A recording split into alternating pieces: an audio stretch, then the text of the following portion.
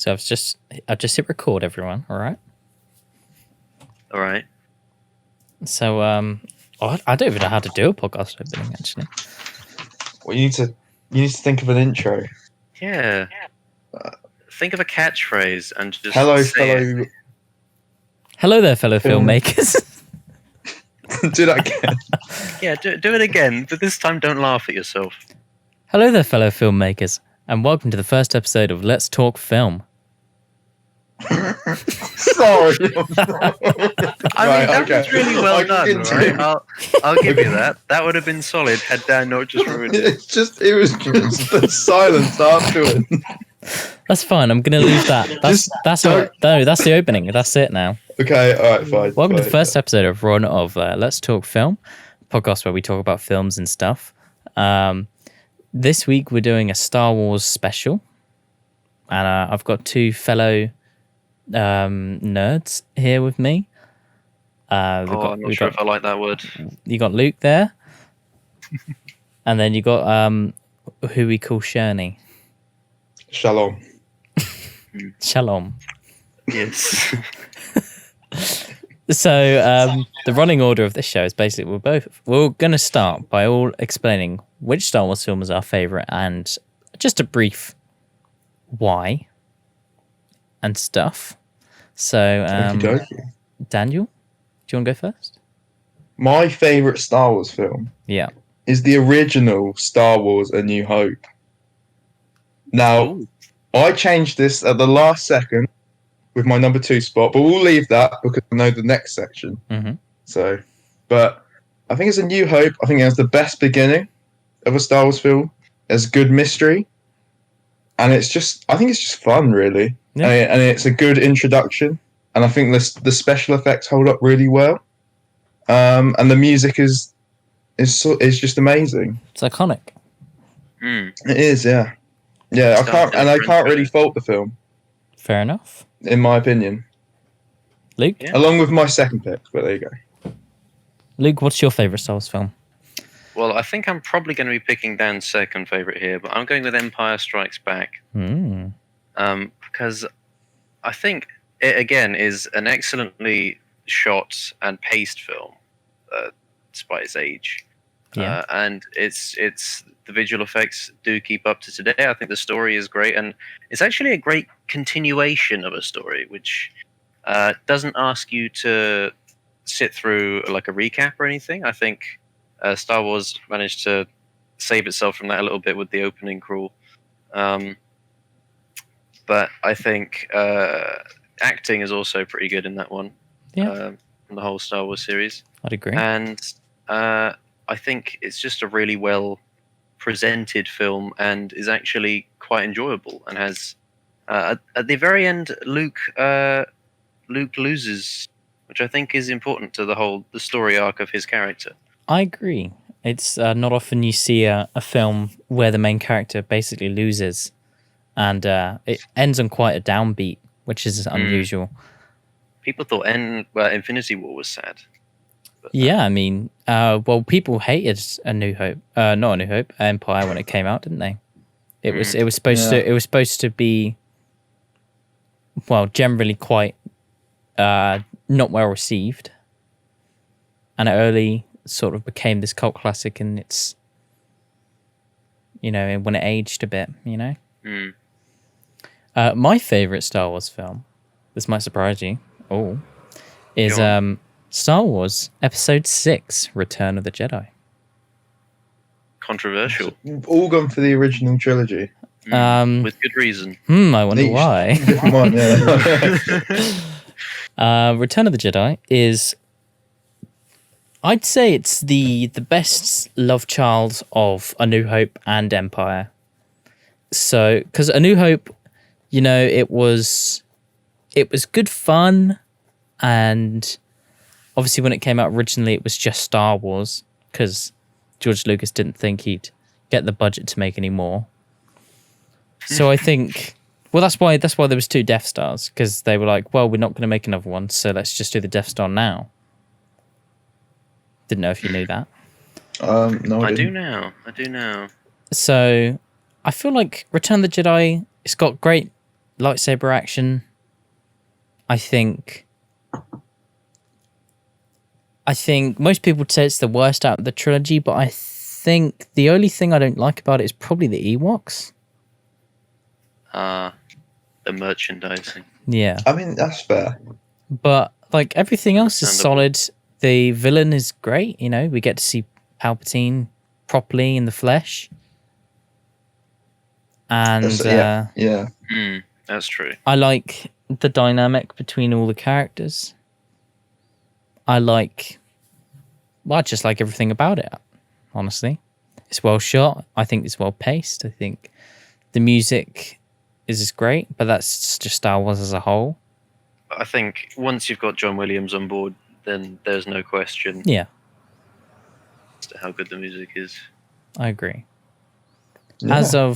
So I included another category, actually. I sort of cheated a bit. You sneaky so-and-so. So, best independent Star Wars film.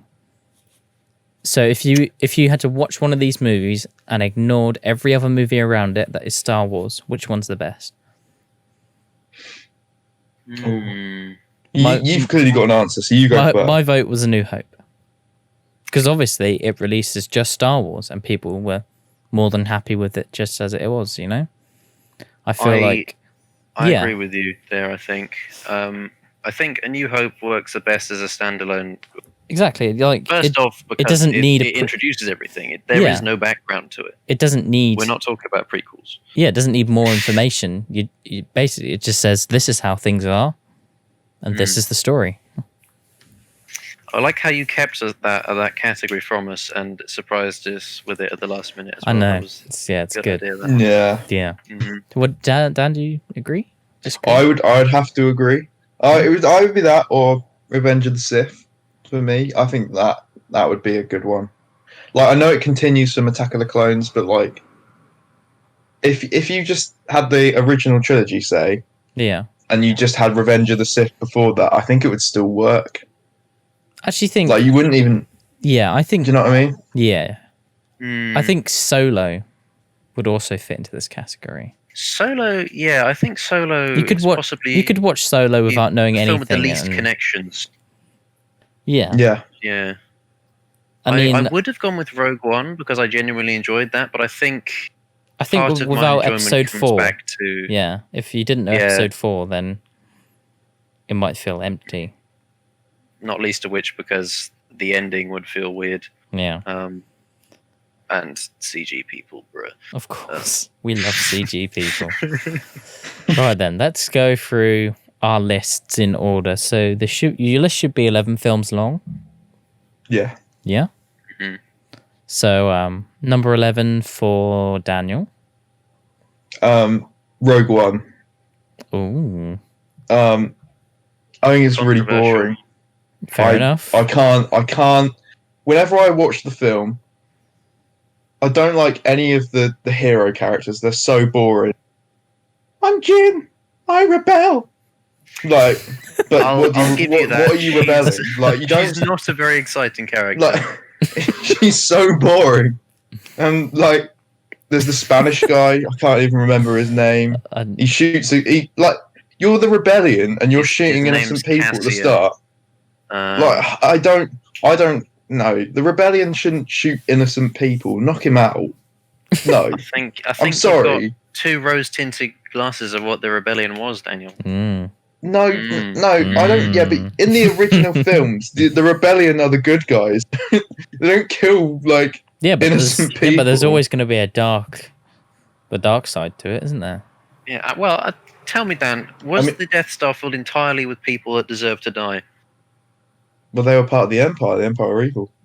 Oh. Yeah, but there's like, what's they the all chances signed up for the all... Empire. That's very black and white. Well, no. He's dealing in absolutes. Stormtroopers aren't. Yes, of course they do. They sign up. Well, no, some of them are stolen. Conscripted. Some of them might be stolen, but it's not. It's not all innocent life, is it? All right. I feel like I've sidetracked you. Sorry, Dan. Continue. Anyway, I'm gonna carry on. All the who are the other main heroes? Can you even name them? You've got Blind Man with Stick. Mm-hmm. What's his name? Blind man with stick, obviously. Yeah, he doesn't need a name, Dan. What are you talking about? You've got blind man's friend with machine gun. Like, but they're just nothing. Mate, And like, K2SO is the best character in that film. Fight me. I think he's the best new character, but he's like, it's just because he's funny. Also, what voice was Forrest Whitaker doing? Very raspy. The rebellion, the rebellion. You must fight, Jin. You know, it's so stupid. Okay. Then, Okay. Well, you can I hate this. I don't you can go like into this more film. detail when we talk about the films individually, in order. Right. I just want to express, and then there's one more point I want to get across, and then we'll move on to someone else. Okay. Have one scene with Tarkin, and just have the rest of the scenes he's in. Just have it as Darth Vader. You can use Darth Vader, but instead you use Tarkin, who's less well known and nowhere near as what? You cut out for me there. Oh, sorry. Darth Vader is a more iconic character than Tarkin, so why not use Darth Vader in those scenes instead? I will give it to you that he is definitely more imposing. I agree, but then again, there is using too much of a good thing. No, I think like if you're going to use Darth Vader full time, yeah, fair enough. You just fucking go balls deep, you know. Yes, might as well. Okay, Dan. Yeah, right. Okay, let's move on to someone else. Luke, number 11. Number 11. I'm afraid I'm going to cop out with this one. Rise of Skywalker. Really? I know. 11, that bad? For me personally, I know even within my own family we have disagreements about this. Sorry, Daddy. I did not enjoy the story. It made very little sense to me. It was MacGuffin after MacGuffin, with Ben getting a weird redemption arc. Of course. And I think they're playing a little bit fast and loose with the Force, but I can't really comment on that. Yeah, it's always been space magic, so that's... Yeah, I mean, the rules are basically space magic, is. so, like... they can do whatever they want with that, so that's less of my issue. My main issue is Rey's sudden change in character, in her presentation. She went from quite confident in her abilities, even if she was a bit too powerful for somebody who's never fought anyone before. Yeah. And having kind of, clear goals with Luke and all that, and being quite hopeful, to suddenly being just racked with doubt simply because she might be related to somebody. Yeah. Which is why she continues to believe Ben about anything. It's just like, bruh. But whatever. Okay. We can go into that in more detail. My least favorite Star Wars movie is Attack of the Clones, because it's fucking boring and it's the worst one. I've never sat through 20 minutes of movie and thought this 40 minutes has gone really slow. I genuinely thought I must be at least halfway, and I checked the time and I was 20 minutes in and I turned it off. That isn't a joke. I think, taxation of the Outer Rim star systems is possibly the most fucking interesting. boring. So boring. Fucking, I don't care about trade deals. I don't care about sand being rough. Okay? The acting in that film is especially poorer. I think the writing, the dialogue is just even like, you've got very talented people on the prequels, right? In Phantom Menace, Liam Neeson and Ewan McGregor, they played their roles well. Yeah, they acted it reasonably well. In this film, it is so jarringly weird. Like, yes, like they're Anakin and Padme are awkward, but like not in a cute coupley way. They're awkward, like they're actually siblings getting together or some shit. It's so strange. Yeah. Anyway, that's I my describe it least as, favorite. That's my least favorite Star Wars. He's tried to write it in a Shakespearean fashion, but it comes off as you've got like high school actors trying to say the lines. Yeah, it's like overly poetic for what it actually is. Anyway, that's And Dan, I think I cut you off. What were you going to say? No, I was just Dan was going to disagree, but we'll come I'm to gonna disagree. But I'll talk about what we'll come I like. to that. We'll come to We'll that come to that on my list. Yeah. We'll come to that when we get to. Well, just try and keep these bits brief, and then we'll go into Yeah. more Okay, that's detail fair. once we go through all the films later. So number 10, Okay. Daniel. My number 10 is The Rise of Skywalker. Just kind of what Luke said, didn't really make a lot of sense. Too many MacGuffins. And I thought for the final episode of the Skywalker saga, it was pretty, like, the end was pretty underwhelming. If you compare it to the end of Return of the Jedi and Revenge of the Sith, it's just, like, nothing. And, like, Rey, the way Rey defeats Palpatine is exactly what Mace Windu did. I think How did you not learn? I think you said. Did you say Rise of Skywalker or did you say Force Awakens? The Rise of Skywalker. I could have sworn you said Force Awakens. He but said anyway. Rise of Skywalker. Okay, But maybe I'm just hearing things. it's what you want to think. Possibly. To think. Yeah, it was just it. Yeah, It just felt. It was just a very, very. I think it's It's more watchable than Rogue One for me, but it's just so average and like. The thing is about the prequels is even like the bad acting I find quite charming about them, whereas like the sequel trilogy has good acting, but just bad scripts mainly, and they're just not as interesting for me. And the Rise of Sky, like when I watched it in cinema, there wasn't really a point that made me feel like, oh yeah, I'm loving this. So yeah, that's why it's at number 10. okay. Luke, number 10. Well, unsurprising after my last choice, the Last Jedi. Ooh. Okay. There's gonna be a pattern here. Trust. Same reasons, pretty much. Just Well, the story just kind of took a bit of a hard left after the first one. I'm not sure what Rian Johnson was trying to do with that story. I think he was trying to subvert and didn't go far enough, or didn't quite understand what he was trying to do when he was writing it, and nobody questioned him. yeah. Because it just doesn't come off as a cohesive story. I feel bad for a lot of the characters that just got killed off without a mention. There's a lot of things that didn't need to be added that were anyway. Holdo, I feel bad for the actress that her character was poorly written. As with Rose, that it didn't need to be done like that. I think she got an incredible amount of hate simply through having a bad character. Yeah. Okay. Fair enough. Yeah, I'll keep it brief. My number 10 is Solo. Because it's just bad. Honestly. I don't like Aldrich Killian. Is that his name? I don't know. Alden Ehrenreich or something like that. Alden Ehrenreich. He's not Han Solo. He's never going to be Han Solo. He didn't play it like Han Solo.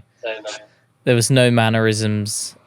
That film's also very dark. It's poorly lit. Hello. You still there? Yeah. I am still here. Sorry, I had a brief connection issue. Continue. It's all right. Solo is a really dark movie.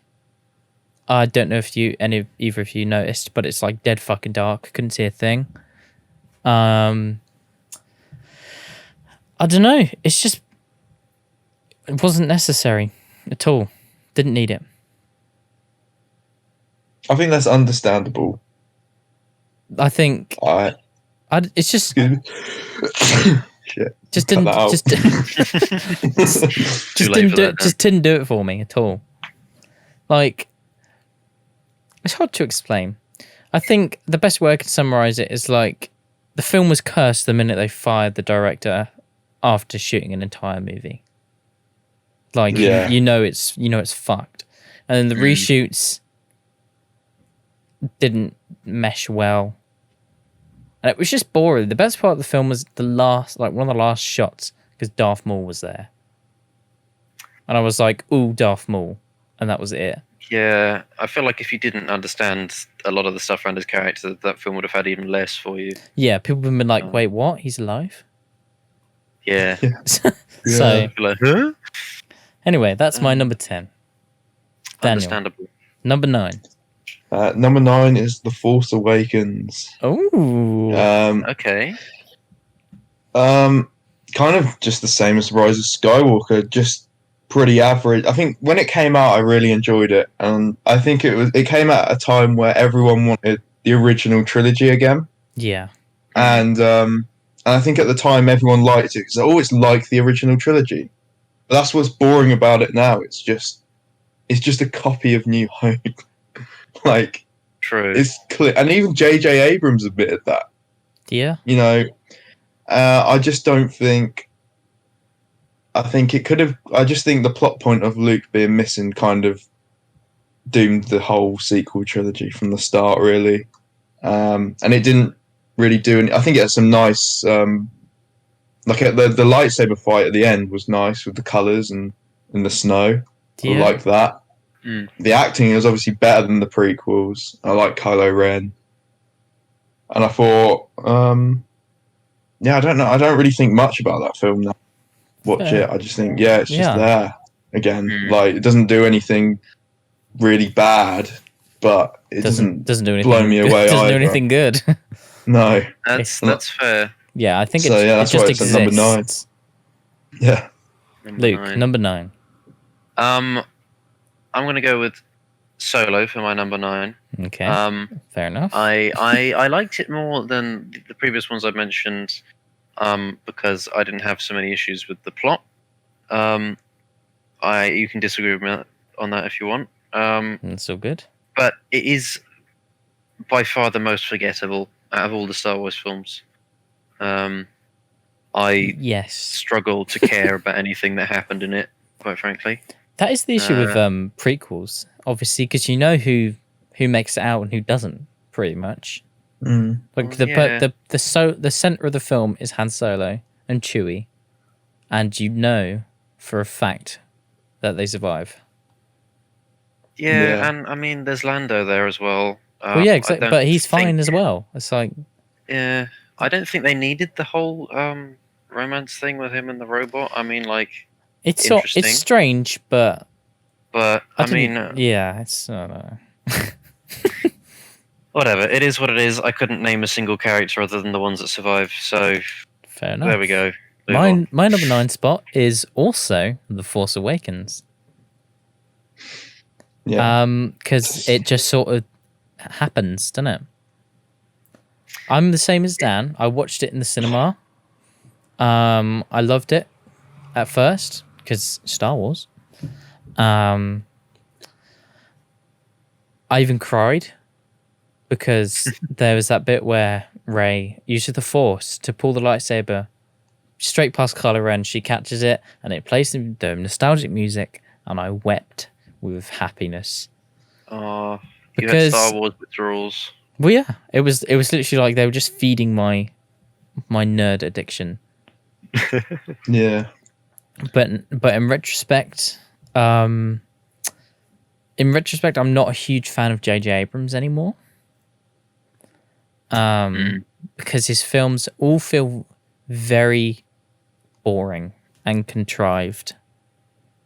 You know, it's like he had a big list of things that he should do to please fans, and he just had to tick everything off, no matter how strange or out of place it was. Like, Death Star, big tick. Lightsaber battles, big tick. Millennium Falcon, big tick. Yeah.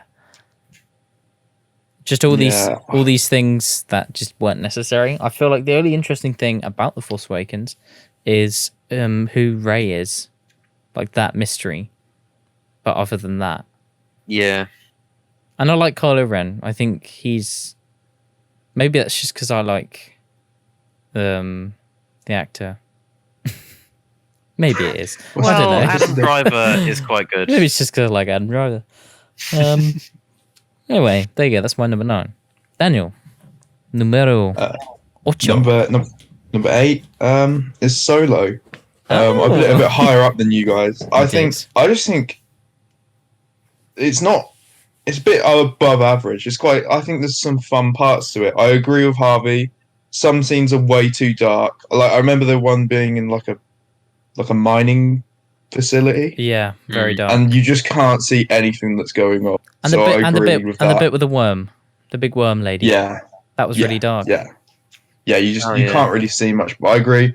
But I disagree. I do like Aaron Mike's performance. I think he did quite a good job. Like considering you would never. It doesn't matter who you were going to get in.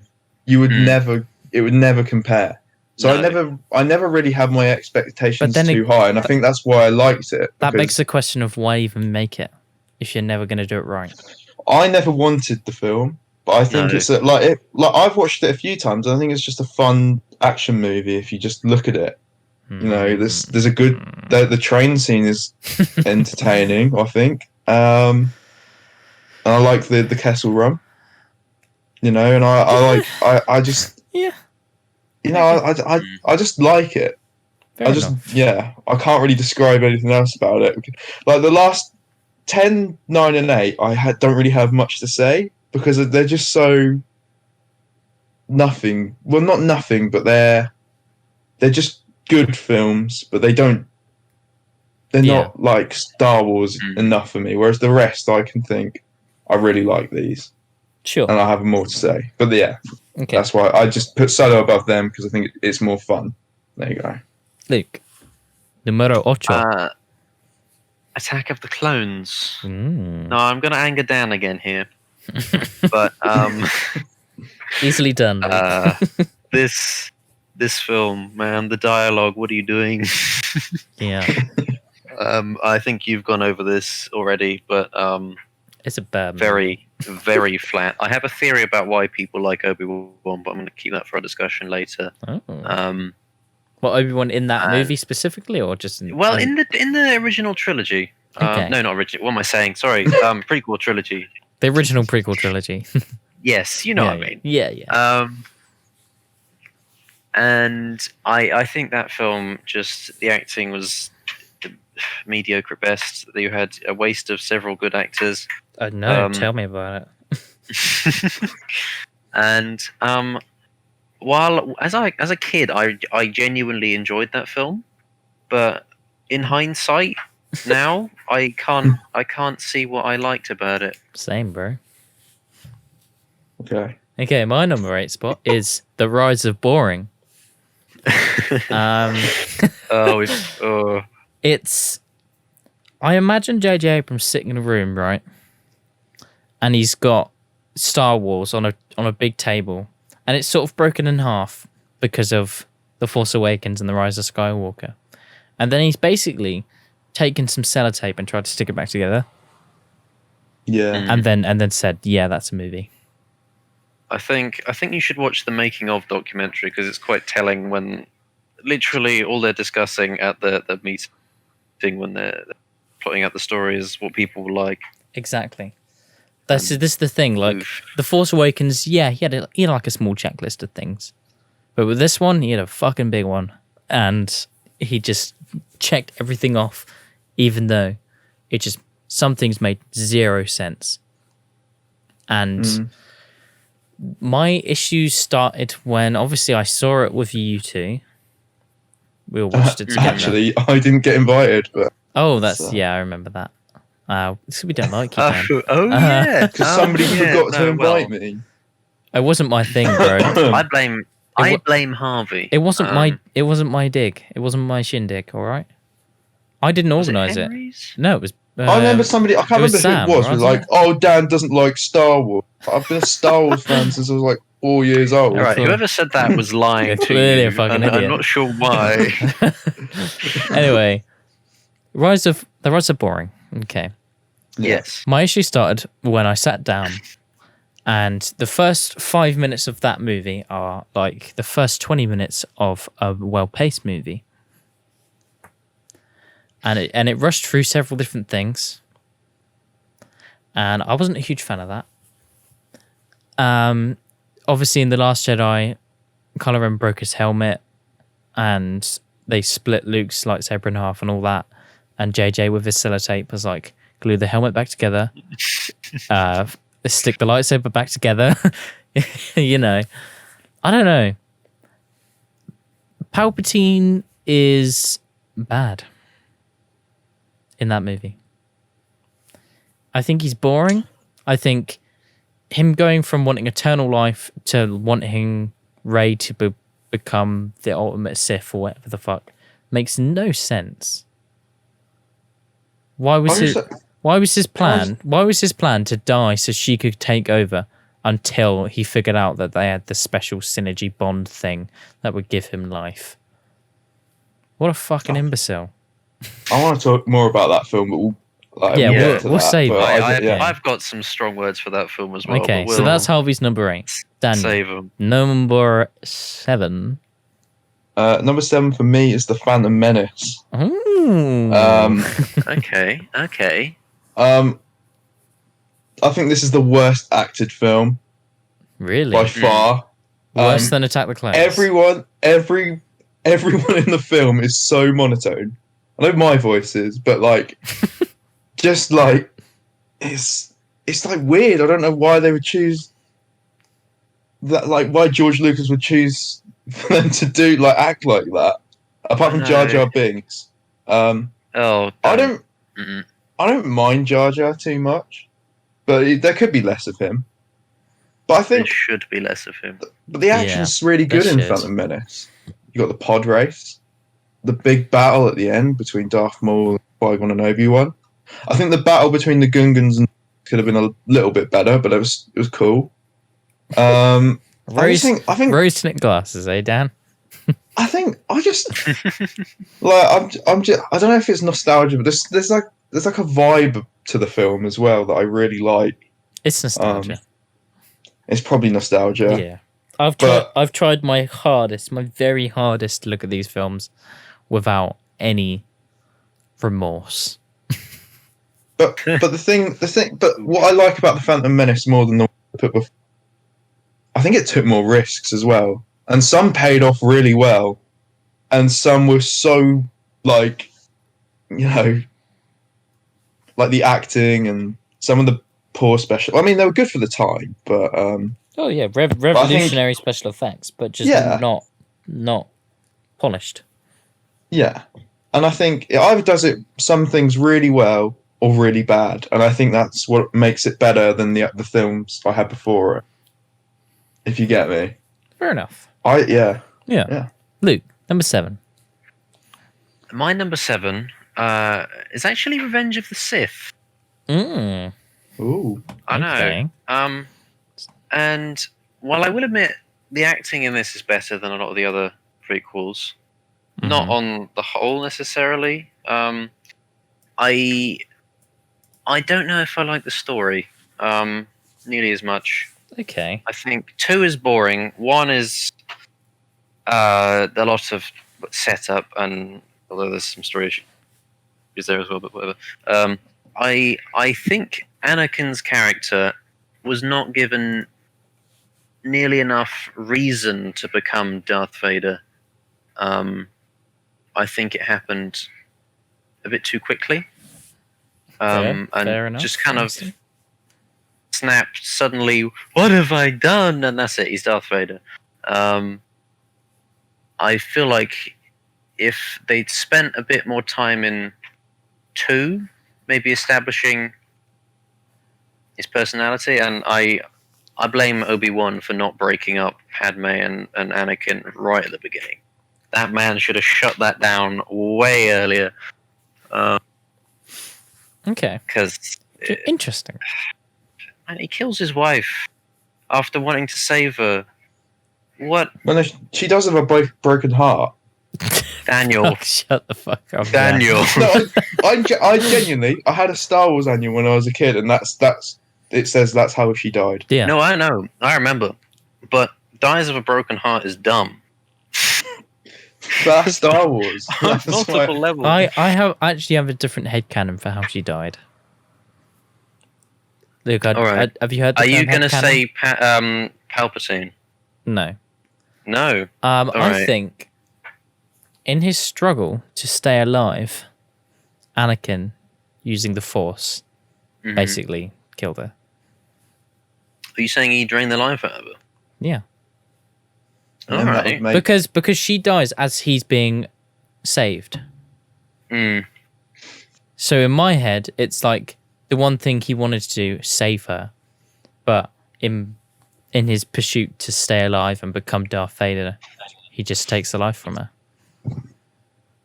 Now, I like that, and yeah, but it's not. thematically But it it's works, not canon. yes. So But I can give a film no points for leaving things up to interpretation unless that's its intention, which that I don't think it is, because it literally tells. Yeah, I mean they literally say in the film like we don't know why she's dying. They should have had the scenes like side by side or something, played she's back to back. One of them sad. dying, one of them living, and then you could make the inference. But they Well, didn't. no, they so did. you- They it was cross cutting, wasn't it? I thought they did. Anyway, we'll come to we'll that. check. My number anyway, 7 you. is the Phantom Menace. Oi. I'm with you, Dan. Yeah. The Phantom Menace has 3 redeeming qualities. 4. The first redeeming quality is John Williams. The music in the Phantom Menace is awesome. I feel like after having done 3 Star Wars films, you might think, oh, maybe John Williams might struggle to write new and amazing music, but no, he doesn't. The second redeeming quality is, of course, Liam Neeson. I love Liam Neeson. I think he doesn't act. I think the acting from him is actually not terrible. Because it's sort of flat, but not flat in like I haven't been told how to play this character. It's flat in a way like he's just very wise. I think that's Liam Neeson's quite good at doing that. If you watch a lot of his Yeah. other films, he's good at playing characters that aren't emotionally kind of diverse, but Yeah. are Then deep. the next redeeming quality is Darth Maul. I think he's cool. He's badass. He has like 2 lines in the whole film. He as does, well. but So like for him to be as popular as it is I think weird. I think he's just intimidating. Mm. Red dude with fucking spikes on his head and his lightsaber's double-ended. Very good character design. Yeah. I think the intimidation's more just like because you see his skill immediately. And obviously the last redeeming quality is the lightsaber duel at the end of the movie, which introduced us to a whole new style of lightsaber battle. Unlike, very, very unlike what we saw in the original trilogy. You know, fast, nimble, dangerous, and just like Jedi at the top of their game, being so good at what they're doing, they can pretty much just predict exactly what the other's going to do until one of them makes a mistake. Other than that, No, I agree with you. and pod racing, actually, pod racing is cool. Although I'm not going to say it now. Yeah. Actually, I'll say it later. But there's one thing about the pod race that could ruin it for, but I still enjoy it. But Okay. I'll say Well, it later. yeah. Same. I've got things I can Anyway, say. that is number 7 for me. Daniel, number 6. My number 6 is when I was a kid. This was my favorite Star Wars film, Attack of the Clones. Get in the This bin. is the film that got me into Star Wars. I think So this is a nostalgia list. no. I think it's way more fun than again to put fun as a word. I just think the stuff with Obi-Wan and Jango Fett is cool. Like it's like a chase around the galaxy. The fight on Geonosis is so good. He said, Yoda doing flips and stuff. That's it. And mind you, I hadn't Give you seen. the Yoda fight. I don't think I'd quite seen the original trilogy, or I might have done, but didn't think much of Yoda. I will say, the acting is bad from, Padme and Anakin, but and I everyone. think it's charm. It's got charm to it. It's not charming. I think in it's no way is it watchable. charming. It's more watchable than yeah. Jyn Erso. Is it though? Yes. I would argue that as well, Dan. I'm sorry. Anyway, we'll get onto it. We'll get onto it. But I think it's subjective, so we can continue. Yeah. Luke, Yeah. number 6. Me, Phantom Menace. Okay. For all the reasons you stated as its exception, I think the fight, Ray Park, choreographed and acted as Darth Maul in that, and Very good. it was beautiful. The whole fight scene. This score, Duel of the Fates, is excellent. I don't think Star Wars could make a better fight scene if it tried. You're right, it's very different from the original. Yeah, the fight style's trilogy's different, fights. but this is like Jedi at the top of their game. And, Obviously, Luke was quite inexperienced, Yeah. and Darth Vader was so powerful he just didn't need to do any of the fancy shit. No, you can just push people around without even having to touch them. But I think Phantom Menace, obviously, child acting should be avoided wherever possible. Some children aren't bad, Luke. Wherever possible, Harvey. Yeah. And I don't blame the actor. I just think it's really hard for kids to act convincingly. Especially with George Lucas directing. No offense. Especially with the lines. And I have big issues with the relationship between Padme and Anakin. The whole thing should have been cut, but that's another issue.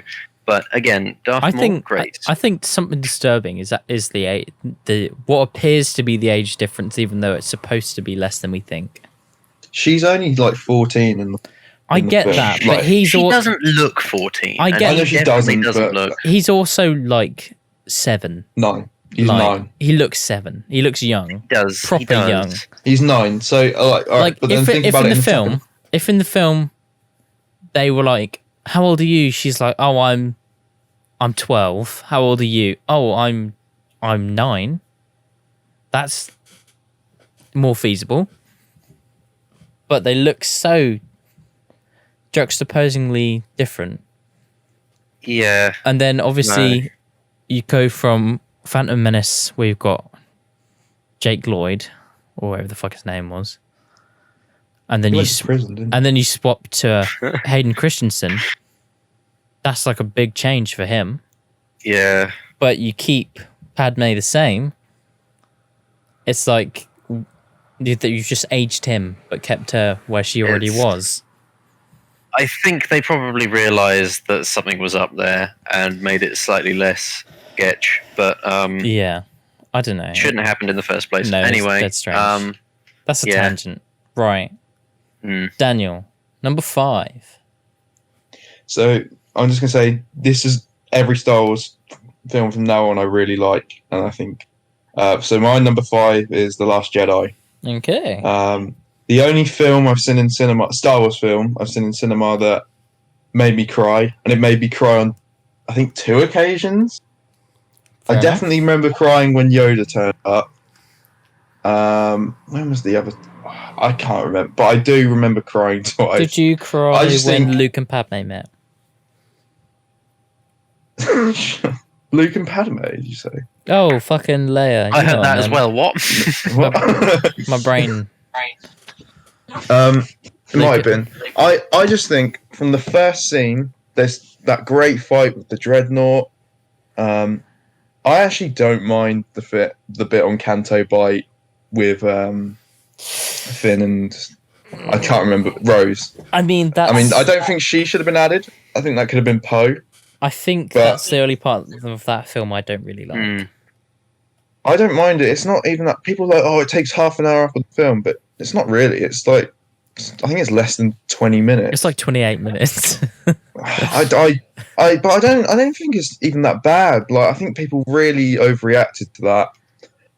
The stuff with Luke and Rey really interesting, and like it was the only new film that's taken risks, and for me they paid off. Copy that. For some people they didn't. I can understand why people don't like the film. Yeah. But I like it, and I think Star Wars is always evolving, and that's why Empire was so good. But people just don't seem to accept The Last Jedi, and I think it's a shame because I think it's a great film. Fair enough, Daniel. My number 5 is Rogue One. Wait, isn't it Luke now? Oh, It is, you know. It is, I'll just It would really, sit if you just here. went there, it would have fucked up my OCD. So well, we can cut that. We can cut that out. Luke, what's your number 5? Well, my number 5. Thank you for asking. Of is, course, I would always ask you first. Of course. Well, I'm going to go with The Force Awakens. Actually, that's quite high, Luke. I know. I enjoyed it when it first came out. Probably more for nostalgia and lack of Star Wars than anything else. But it's the one out of the sequel trilogy that I have the least issues with. Fair enough. And I enjoyed all the new characters. I think Poe and Finn should have been explored more in future films, but that didn't happen, so that's fine. I liked a lot of the acting was very good. I liked the setup of Snoke, even if that wasn't carried out how I'd like it in the end. I think he had quite an imposing presence and would have made a good big bad. I think Hux is a little bit much sometimes and might not have been necessary. And I think some parts dragged on a little bit longer than they should. But other than that, I enjoyed it as a film, and I'm sure we can discuss more its issues later. Of course. Anyway, my number 5, if you didn't know this already, by the way, my number 5 spot is Rogue One. Solid. Because Rogue One is the best shot Star Wars film. I agree with that. It looks amazing. I think all the acting's quite solid. K2SO is good. Mm-hmm. Alan Tudyk, I think that's the voice of K2SO. He's a funny man. It's good stuff.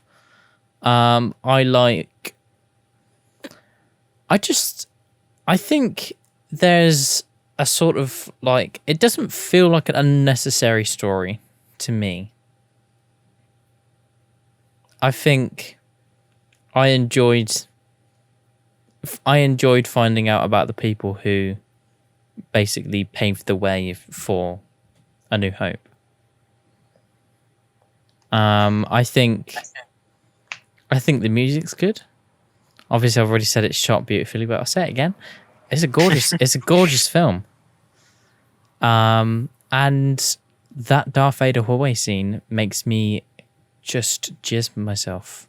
I just cream every time. I will say that's the only reason I really. Sorry, you go. It's yours. Yeah, that scene is amazing. And I think it was the cherry on the cake of a good prequel film. And that's Rogue One. I agree with you there. I understand a lot of people didn't feel that way, but I genuinely enjoyed that film. Yeah, I felt none of it felt unnecessary to me. We'll talk about it later, but that's not really my problem with the film. Anyway, but yeah, let's go on to the number 4 spot for Daniel. It would be Revenge of the Sith. Ooh, just a great film. Just it's an actual war in Star Wars. Yeah, like, that's what it feels like. It's the only Star Wars film with a war going on. Yeah, it's. I think the acting's a lot better. Like from everyone. I think everyone at least puts in even Hayden Christensen puts in a really good. I think he does really well. I think he's a bit Yeah, I think it's great. Yeah, I think at that point he knew what he was doing. And I think George Lucas, and this was the story that George Lucas really wanted to tell. All the action's great. It's just a fun film to watch, and I quite liked Anakin's turn. I thought, it's cheesy. I think because I turned because of love, but Star Wars has always been a bit like that. I think. Yeah. So I just think it's a great film. I can't really say anything else. There you go. Luke, number 4. Well, for much the same reasons as your number 5, my number 4 is Rogue One. Okay. I genuinely enjoyed that film. Dad, did you just like gag? Yeah. Well, we haven't shat on your ideas too much today, Dan. No, so let me no. have this. Yeah, I'll let you have that. Sorry. So yeah, it was really well shot. The cinematography is just. I do think Saul Guerrero can be a bit much, but other than that, I enjoyed all the characters. I think having more of Vader was just excellent. Seeing him in his castle.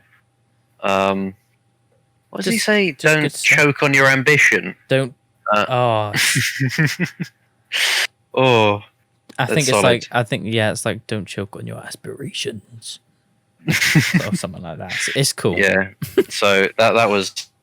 And obviously the whole scene. We can't say no to the whole scene. No, it's just. I was a little bit creeped out by the CG people. But I think we can come to that. Some people didn't have issues with that. We can come to that. It's not only it's the a fine moral line. implications of poor Peter Cushing, but anyway, yes, I think you've gone over a lot of what I liked anyway. It's a fine line between looking good and looking so good that our brain knows it's wrong. Anyway, Uncanny Valley. My number 4 spot is The Last Jedi. Ooh. I thought that might pique your interest there. That's The Last Jedi is the best sequel film, hands down. I'd say it's the second best shot Star Wars film. I think killing Snoke was a good thing. I agree, actually. I don't think Star Wars needs a big bad. I think the sequel trilogy could have thrived on the idea of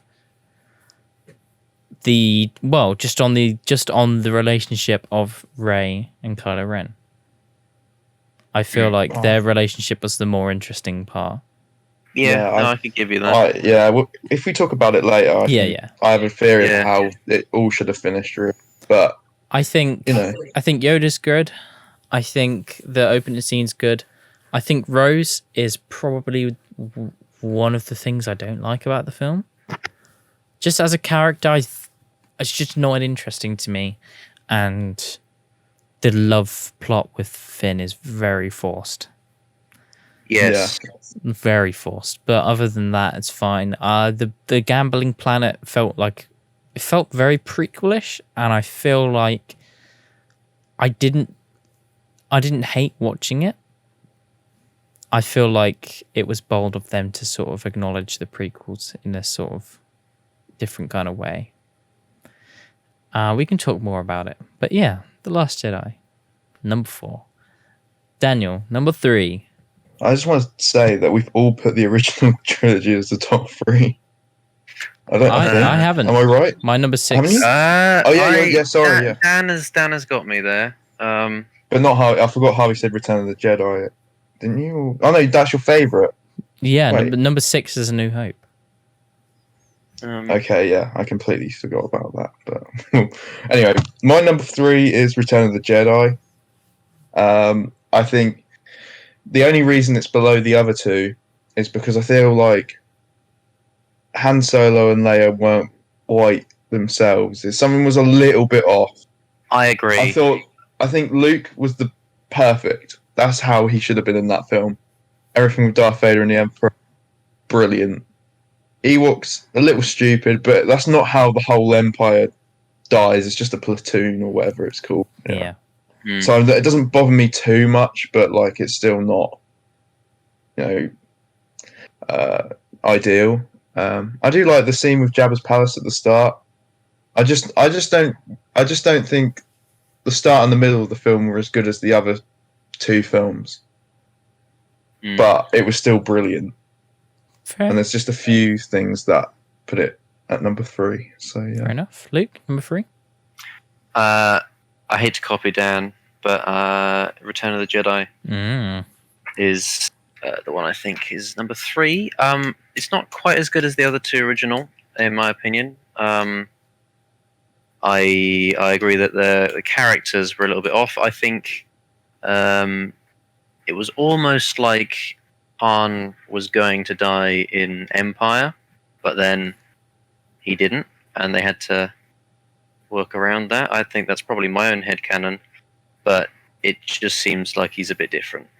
I think Luke's plan is a little bit dumb in a lot of places, in terms of rescuing his friends. Yeah, but well, I think it's all about love at the end of the day, and I think Star Wars is all about that, really.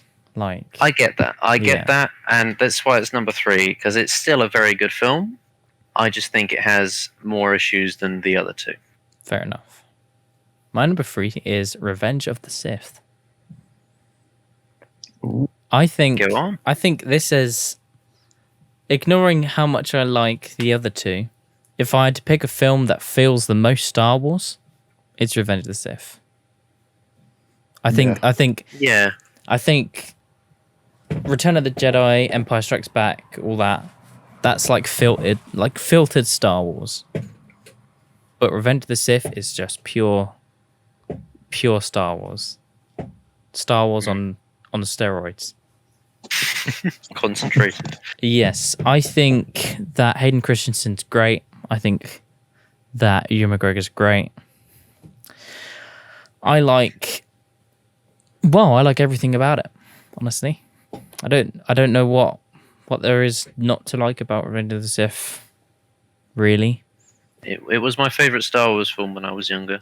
I think that the music's obviously great. I think the CG, the leap from Attack of the Clones to this one is massive. Like, Revenge of the Sith genuinely still looks good. Way better than the other 2. I think another thing about Revenge of the Sith is, like, the Phantom Menace and Attack of the Clones had a lot of pointless scenes, whereas this one was more straight to the point and everything was. Well, that's the thing. Revenge of the Sith was supposed to be 4 hours long. Yeah. Christ. Like, I want to watch the 4-hour cut just to know if, just to see what else, Lord of the Rings? Man. Damn. So, I don't know. I just think, when I think of Star Wars, I think of, well, like, my second thought is Revenge of the Sith. I'll say that much. Yeah. Yeah. There you go. All right. Yeah. Daniel, number 2. Empire Strikes Back. I think it's pretty much a perfect movie, but I just don't. I think the Battle of Hoth is very good, but I think it's a little bit overrated, and I prefer the beginning to A New Hope. I think it's just got more mystery about it. I think all the scenes of Yoda and Luke are amazing. The end, it's certainly got the best end, I think, to a Star Wars film. I think it's hard to choose between them two, but if I think about what I'd rather watch right now, it would be A New Hope. And I think just the beginning of A New Hope puts it above Empire Strikes Back for me. So, but yeah, great film. Luke, number 2. A New Hope. Okay. I think a lot of people have it as their number 1. I'm not sure. I think most people prefer Empire. Honestly. All right. Well, I think that's we've already gone through our number 1, so you know what that is. But A New Hope, I think it's a genuinely good film. I think some parts could be paced a little bit better. And I think Mark Hamill is occasionally a little bit. He was still a baby, you know. He was so just young and. Yeah, he was. He was not quite as good as he was in subsequent films. I think A New Hope suffers because George Lucas directed it, not in a meme way. But Empire and Return of the Jedi, like, the acting all feels very consistently good. And I feel like that's why the prequels were so jarring, because George Lucas had become this huge megastar and nobody would question what he said or did. I feel like the only reason A New Hope worked as well as it did is because studio heads basically told him what he could and couldn't do. If you look at some of the documentaries about the production of that show, Film. there were film. You're right. Make a good show, you know. But apparently, that film was put together on the cutting room floor. There were a lot of useless scenes. Yeah. That were just cut clean out that George Lucas thought were integral, but just weren't. That's what I mean. It's like it was more of a collaboration, whereas the prequels were. Like, also, his dialogue, which is funnily enough what the prequels fall down on most of the time. Yeah. He was consistently challenged on his dialogue by other people in the writing room. Well, and Harrison Ford supposedly changed every line of his dialogue, essentially. True. I can hear myself in somebody's mic. That was Dan. Just briefly. For God's sake. I don't know why. For goodness sake. For goodness sake. So, Luke's pick, A New Hope. Harvey's number 2 is The Empire Strikes Back. Because it's better than New Hope. The acting's better, the story's better. Darth Vader's suit looks better. There's less fingerprints on it. I don't know if you ever noticed that. Yeah, I know about that. I did. Lightsaber Duel already much improved from like old man spinning around on the spot. We can't judge Alec Guinness too much. You know. Yeah, it was not great. You could still choreograph it slightly. I'll slightly definitely better. give you that. I don't think it was really. You never felt like any of them were really in no. a dangerous situation at all. And I mean, Empire's had the best twist in cinema ever. Probably, maybe. Okay, not the best twist. The most iconic twist in cinema. Yeah, I'll give you that. Yeah, that's definitely a. And I don't think anyone other than German people could have seen that coming. because Vader in German means father. I mean, it was a little bit on the nose, wasn't it? But yeah. So I mean, Germans must have been like, "Oh, I saw that one. Saw that's from a mile away." Could you do the rest of this podcast in that voice? Yeah. No. Yeah. Empire number 2, and then obviously we all know our number 1s. Daniel. Well, if I'm going to speak about it again, another point I'd like to add why I like New Hope more than Empire is I think it makes it feel like it's a more lived-in universe. Just with the cantina scene being at Tatooine. Yes. Yeah, the world building. Yeah, I think it's just more interesting. Like, Hoth's just a snowy planet where the rebel base is, and then you're in. The next part is just Dagobah with trees. Yeah, but you got Cloud. You got Cloud City. Yeah, but Cloud City, like, it looks nice on the outside, but it's just corridors. Apart from the carbonite freezing chamber. Well, in the re-releases, there George Lucas added windows. Yeah, but like it doesn't. It's still corridors. If you have a window, it doesn't mean it's not a corridor. Yeah, but window. I just think it's just more raw, and I quite like that about it. I think it's just, there are flaws about it. Yep. But I think that's what makes it a bit better, in my opinion. Luke's number 1 is, of course, Empire. It is. It's just lauded, throughout many circles as one of the most exceptional pieces of cinema, for many reasons. I think the whole thing just looks a bit more polished than the first film. Especially Darth Vader's helmet. I knew you were going to say that. Yeah, no smudges, eh? But I think generally, as a whole, all the sets look a bit cleaner. All the that's what budget does for you, mate. Designs are better thought out. And yes, obviously that was because the success of the first film meant he could actually do that, and so I don't really hold that against A New Hope too much. But I just think it stands alone because of it. Yes. My favorite is, of course, Return of the Jedi. I just like it. Like Dan has always been saying, I think it's the most fun out of all the Star Wars films. It's fun. And I could happily sit down and watch it right now. I'm not going to, but... After this, we'll just binge all... Going to Christmas Day. Christ. Well, there you go. Right, that's our lists. I'll probably put them up on the screen if I'm doing that. That might help. You could fade it in as we say them. Yeah, that's what I was thinking. Yeah. I'll keep that bit in. Just planning on the fly. So let's talk about all the Star Wars films in order. Yay! Where are we starting?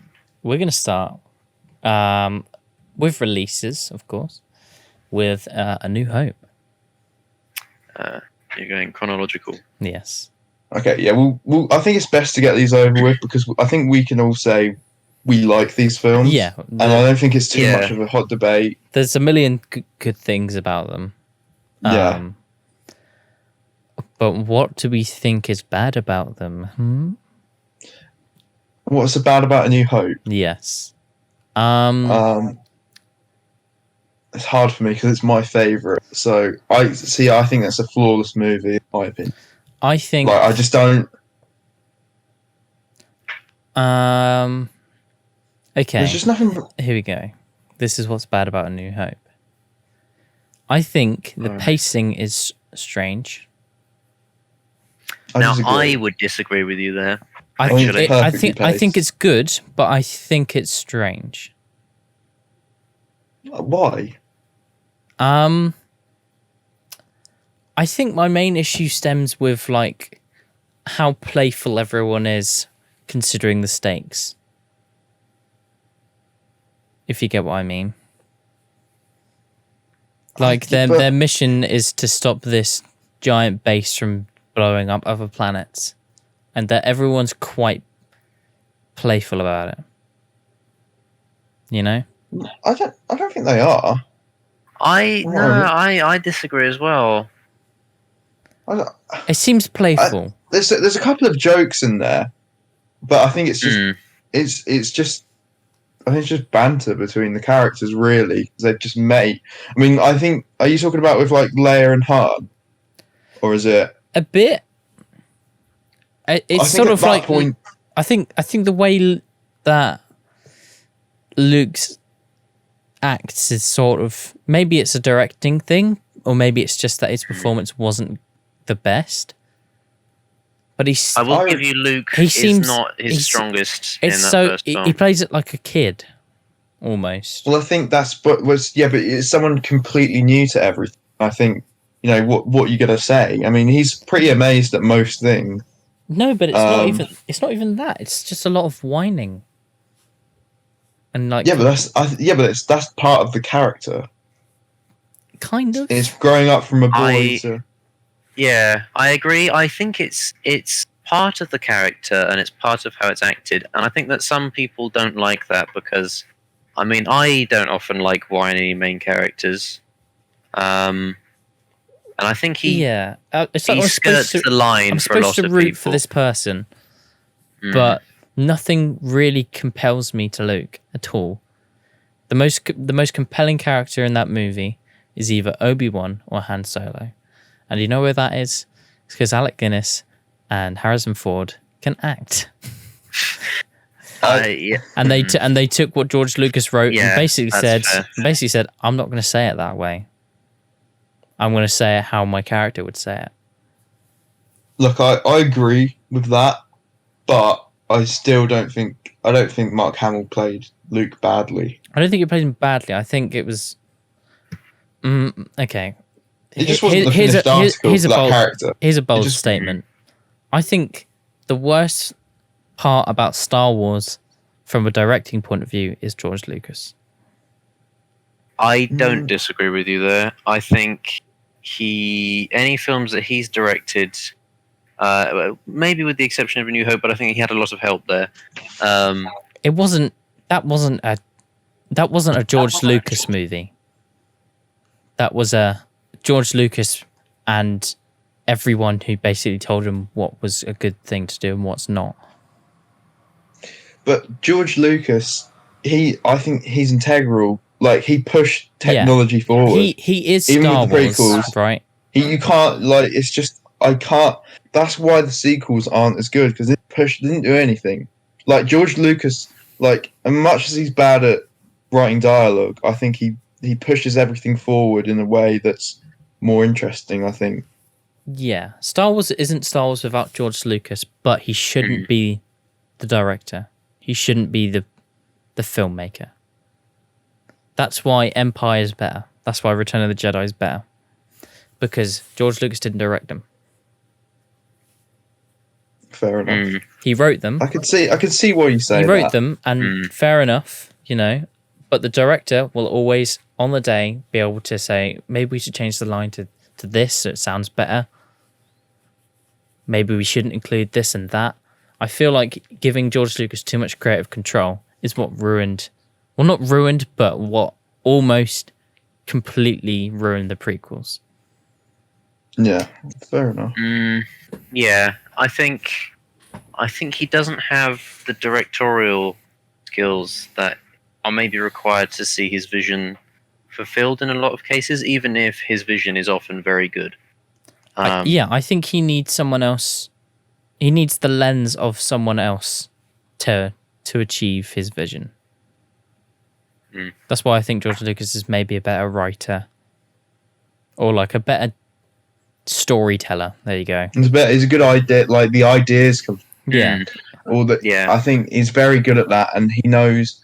And it all, it's all about family, and it's all about himself. Well, not about him, obviously, but like his life experiences. Yeah. And how he would write them in a Star Wars fantasy drama. Science fiction, sorry, not Star Wars fantasy drama. But same. Well, same I would say that science fantasy as a concept was popularized by Star Wars, because it's not really. I'd say Star Wars was the first. Really. I think there were books that preempted it, but I don't think film-wise you got the same thing. Look, this is called Let's Talk Film, okay? All right, that's fair. That's fair. Yeah, I'll give you that. What's a book? I've never... Words? Who reads? Am I right? The last book I read of my own choice was Beast Quest. Genuinely? Oh my god. Genuinely. That makes me 2012 in Spain. I read Beast Quest because I was fucking bored. Jesus, there's loads of them, isn't there? I tried to read the second one and I didn't like it, so I didn't read it. Anyway. Oh, Harvey. Oh no. A New Hope. Oh my dude. It's a good movie. Yeah. Should we do it out of 10? All right. Can I just add one more thing though? Yes. Sorry. I will say, on the topic of George Lucas being given too much control, the edits, the future releases, why? Oh, fucking hell. Don't. Oh yeah, no, I agree. Some of the shots he added to that. We can talk about that when we finish. I have the original on VHS though, so there you go. Oh damn, that is valuable. Yeah. I think so. I think it could be the special. I can't remember. I think it is. It's been a very long because my VHS player broke. But who has a VHS, Dan? Well, I did until about a couple of years. I mean, I have a box TV, Luke. Oh, you Luddite! Ooh, I even have. It's got a built-in episode DVD 1, player. Episode 2 on VHS. Anyway, yeah. Right, Empire. Yes. Oh no, right. Let's do it out of 10 for A New Hope. Sorry. Yeah. I'm gonna say 7. Okay. I feel that's a little low, but that's fine. Can we do points? Like.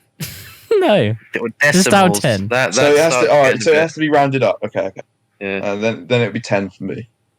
Okay. All I'd go with a 9, but that's because I'm always afraid of giving a 10 because can anything ever be that perfect?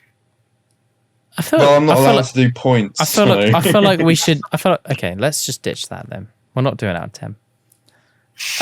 We've already done a list of like in order, okay, yeah, so true, it doesn't matter. True. Right. That's fair. Empire. Just Empire. Great. Empire. Yeah. Empire's a great movie. I think, as I said, the Battle of Hoth is a bit overrated. I don't think it's as exciting as people make it out to be. I think everything up until like trying to wrap the cables around the legs is pretty boring. Yeah.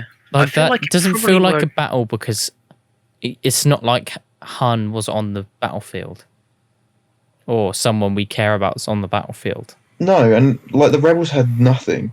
Like, and Well, yeah, everyone was No. shooting. Everyone was shooting, but the only people dying were the rebels because yeah, I know. nothing they did was working. That's why when Luke actually, they fly out on the ships, that's when it gets interesting. Yeah, Yeah, I'll give you that. I think the bit where it actually becomes interesting is when Luke comes out. Yeah.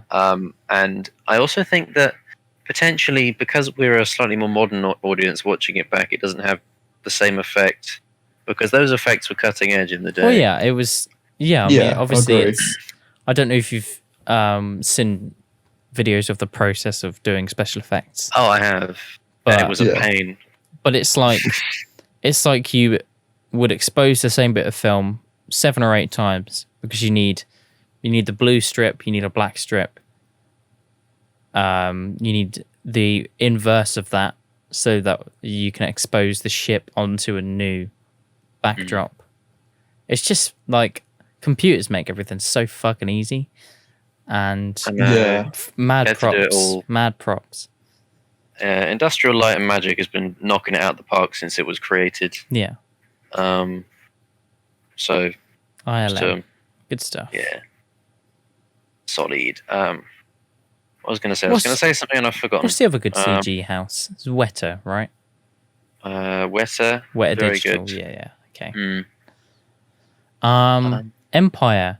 What I like from the re-release is actually because Empire's the least touched, I think, the least fucked with of the originals. There's one really good change. Which is the addition of more Emperor. shots of the Bantha.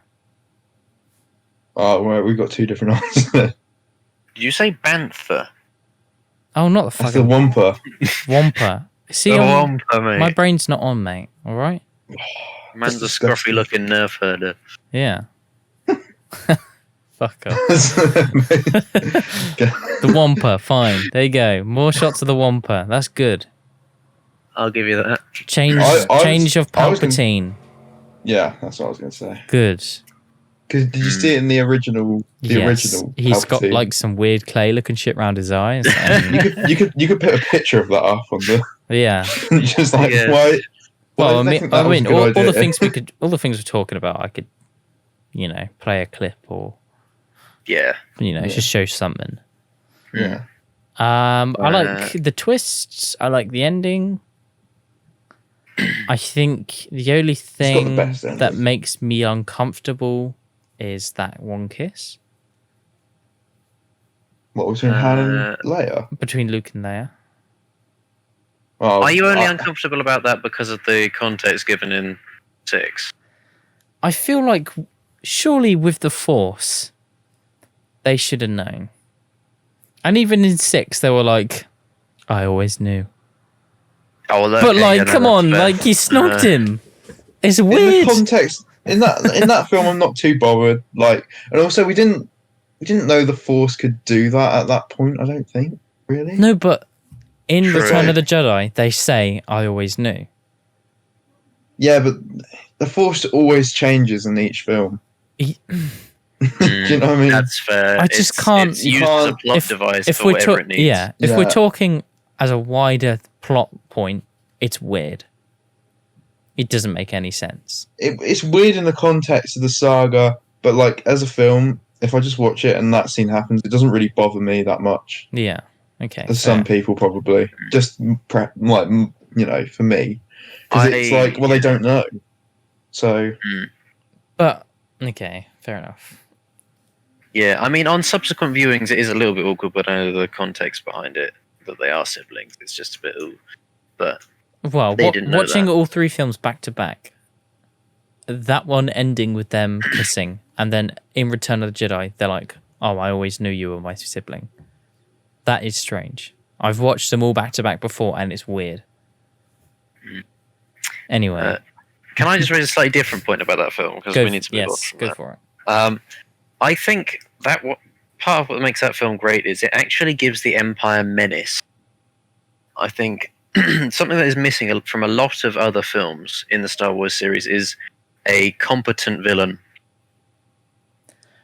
Yeah, I agree, because the Empire they're not beaten, are they, ever in that film? No. All they do is succeed.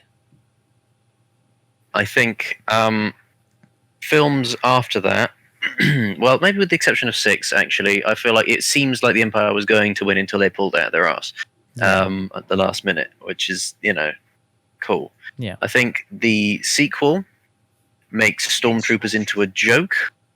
What, Empire or Return? No, sequel trilogy. Okay. I think... You see, I think Stormtroopers have always been a joke. I think in the first film they definitely weren't threatening at all, which is why I liked the fact that they were. It's strange in A New Hope when Obi-Wan's like, these shots are too accurate for any bandit. These must be the Stormtroopers. Yeah. And you're like, I've never seen a Stormtrooper hit anyone, ever. I don't think I've ever yeah, seen but in the context, if you're watching that film first, you wouldn't know that. Yes, but even in that film, as it goes on, they don't do anything. This is true. I think Star Wars as a whole needs to decide whether its various iterations of Stormtrooper are scary or are not. Yeah. Like clones, they're efficient. They hit things. Yeah. But Stormtroopers, they don't. Like, you don't have the saying Stormtrooper aim. Like, that means I've got bad aim. Like, I've got Stormtrooper aim. Yeah. It means you don't fucking hit anything. It's strange. But then again, A New Hope, a lot of what George Lucas was planning, I assume, he basically changes. But I don't know. Anyway. Yeah, no. I think, especially if you two have watched The Mandalorian, I think. I have. Literally none of the Stormtroopers in that. Dan has not. Dan doesn't. I know the major things that happen in it, but I don't. This is another topic of discussion. But it's not Star Wars is not. So I'll give you that. We can talk about it maybe briefly at the end. Yeah. Return of the Jedi. Ewoks aren't good. I don't mind. I think they can be in the film. They just can't. It's just a bit unrealistic that they beat all these stormtroopers. But I don't.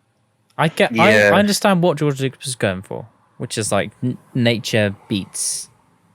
Like nature is like good, and at the end of the day, nature's all that will be left after everything we make is gone and all this shit. But yeah, Ewoks aren't good. Yeah. As I said earlier, I think there's just something off about Han and Leia. I don't know. It's just like they're not quite the same. I agree. I think Leia's the same. I think Han is quite different. I think Leia's like. I think there's a lot less noticeable this difference. She goes in, takes Han off the carbonite freezing chamber at the same time, out of the carbonite, and then after that she's just there, which is a shame. But that's the same in Empire, really. What does exactly? And A New Hope's early film where Leia is like constantly pretty much doing things. Yeah. And the same for Han. I feel like Han in Empire. I mean, he does stuff, but like not for himself. He's got great you know? lines, and he just seems like Harrison Ford wants to be there more in Empire Strikes Back than Return of the Jedi. Whoa, It's like the same with Carrie Fisher. Harrison Ford said he doesn't like doing Star Wars. Well, yeah. No. So He thought he was going to die in the carbonite thing. Yeah. Or he wanted to die in the first film, but well, yeah. The clause of his contract for Force Awakens was he wanted to die. He wanted his character to be killed. Yeah. yes, Which is and I think that was done all right in that film. By the way. Well, Side note. We'll get there. I think Return But- of the Jedi is just a solid fucking ending to that trilogy. It is, yeah, I agree. It's a great. Mark Hamill is perfect. Luke Skywalker is perfect in that film. I love everything to do with that last act with him, Vader, Yeah. Yes, and the Emperor. I think That's it's perfect, great. and that's why I wouldn't change Return of the Jedi, because it's a very good end. Like I just don't. It's not. I just think the rest of the film and some of the characters are as good as the two that came before, and that's why it's just. Yeah, that's why I think it's worse. I think some things could have been better. Yeah, I think on a smaller sort of less unrelated kind of point, I think green lightsaber is better than blue. So I agree. that's. I think it looks really good in Return of the Jedi. Yeah, Yes, it does. I think I prefer blue in the prequels, but I prefer green in the original. I would trilogy. agree because yeah. No, I agree. yeah, I don't know. It's strange, isn't it? Is I it think- because I of the think that- technology moving on? Do you think between number 4 and number 6? You'd think so, but film cameras can see blue better than they can see green, so it's odd. There's just something about that lightsaber.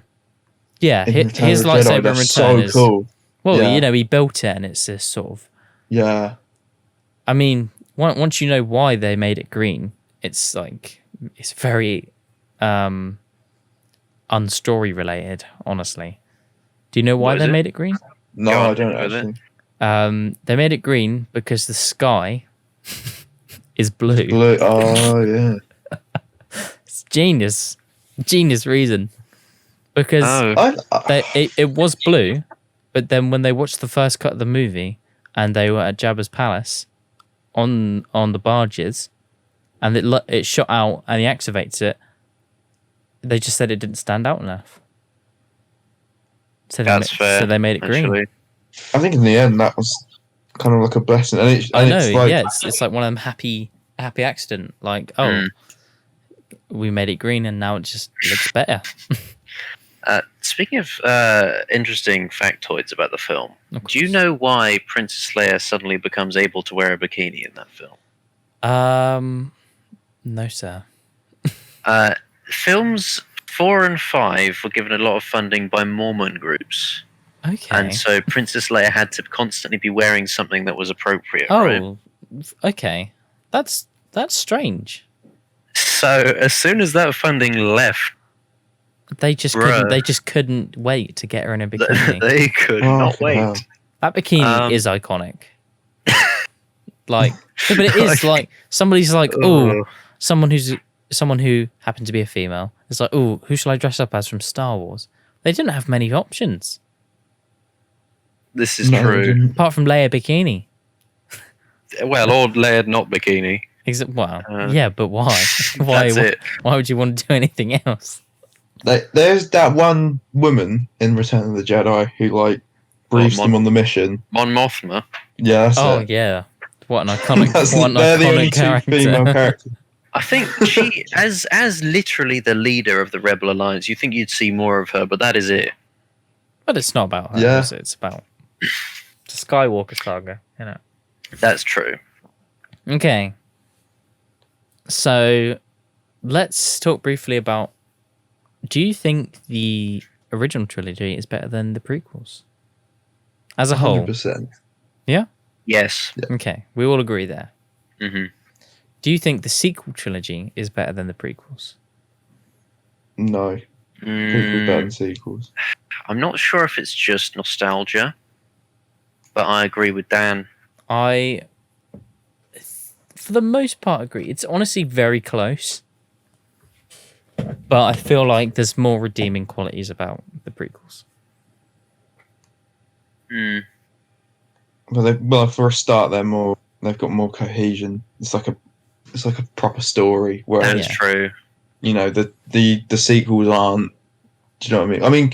I mean, like the end of 7 and 8 and the start of 8 connect straight away. Yeah. But like the Rise of Skywalker doesn't. It's just it doesn't feel complete. It just. But yeah, And obviously they didn't. That's We what, know that's now what I they- mean by the checklist. Like, Yeah. I think the sequel trilogy, is let down by a distinct lack of planning. a distinct lack of George Lucas. Well, that was my next point. Is they stole it from him? yeah. They didn't even ask him to.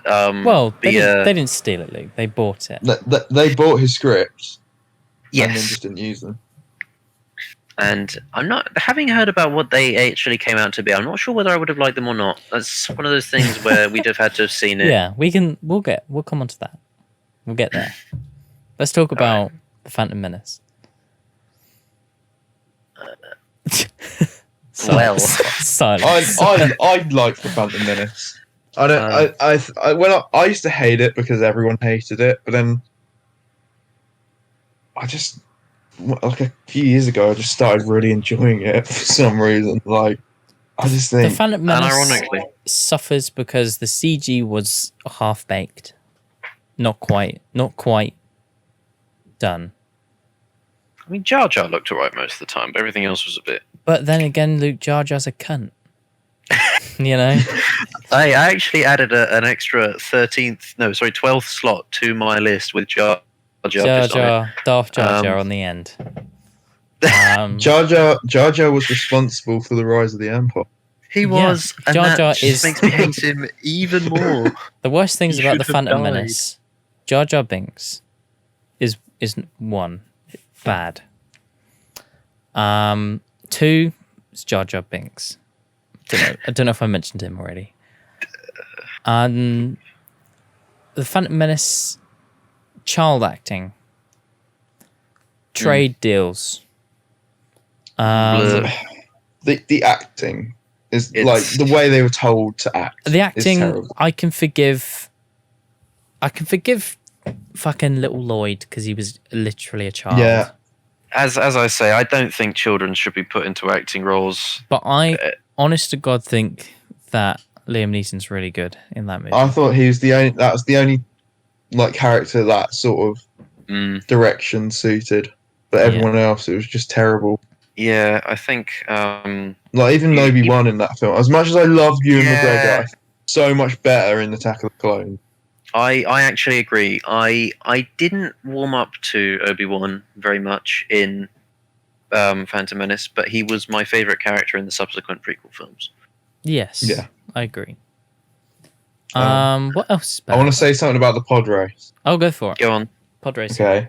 We all love pod You racing. probably already noticed, but you may not have done. But about 90% of the shots are going from left to right. Yes. I hadn't. There is a filmmaking explanation behind this. Elaborate. If a character walks out of a room through the door on the right side of the screen, it is suggested so that people don't get confused that they enter from the left. Apparently, our brain apparently stitches that together much easier than coming off right and entering from right. But for me, when I got that pointed out to me, I can't like as much as I think it's a great scene. You think, oh, yeah, no, that is like the same shot over and over again. There is Like also they go into the cave, yeah. you know, the cave part, and they use the same shot the same way. They go left to right every time they go into the cave. There's also a rule in filmmaking called the 180-degree rule. I don't know if you've heard of this. You're going to have to point that one out. You're talking to two scrubs here. So, imagine the top-down perspective of a room. Okay, you draw a line down the middle of the room. You can't film on so whatever side of the room you film on, you can't cross the line. You could film on the line, or any angle degree past that, but you can't go past it.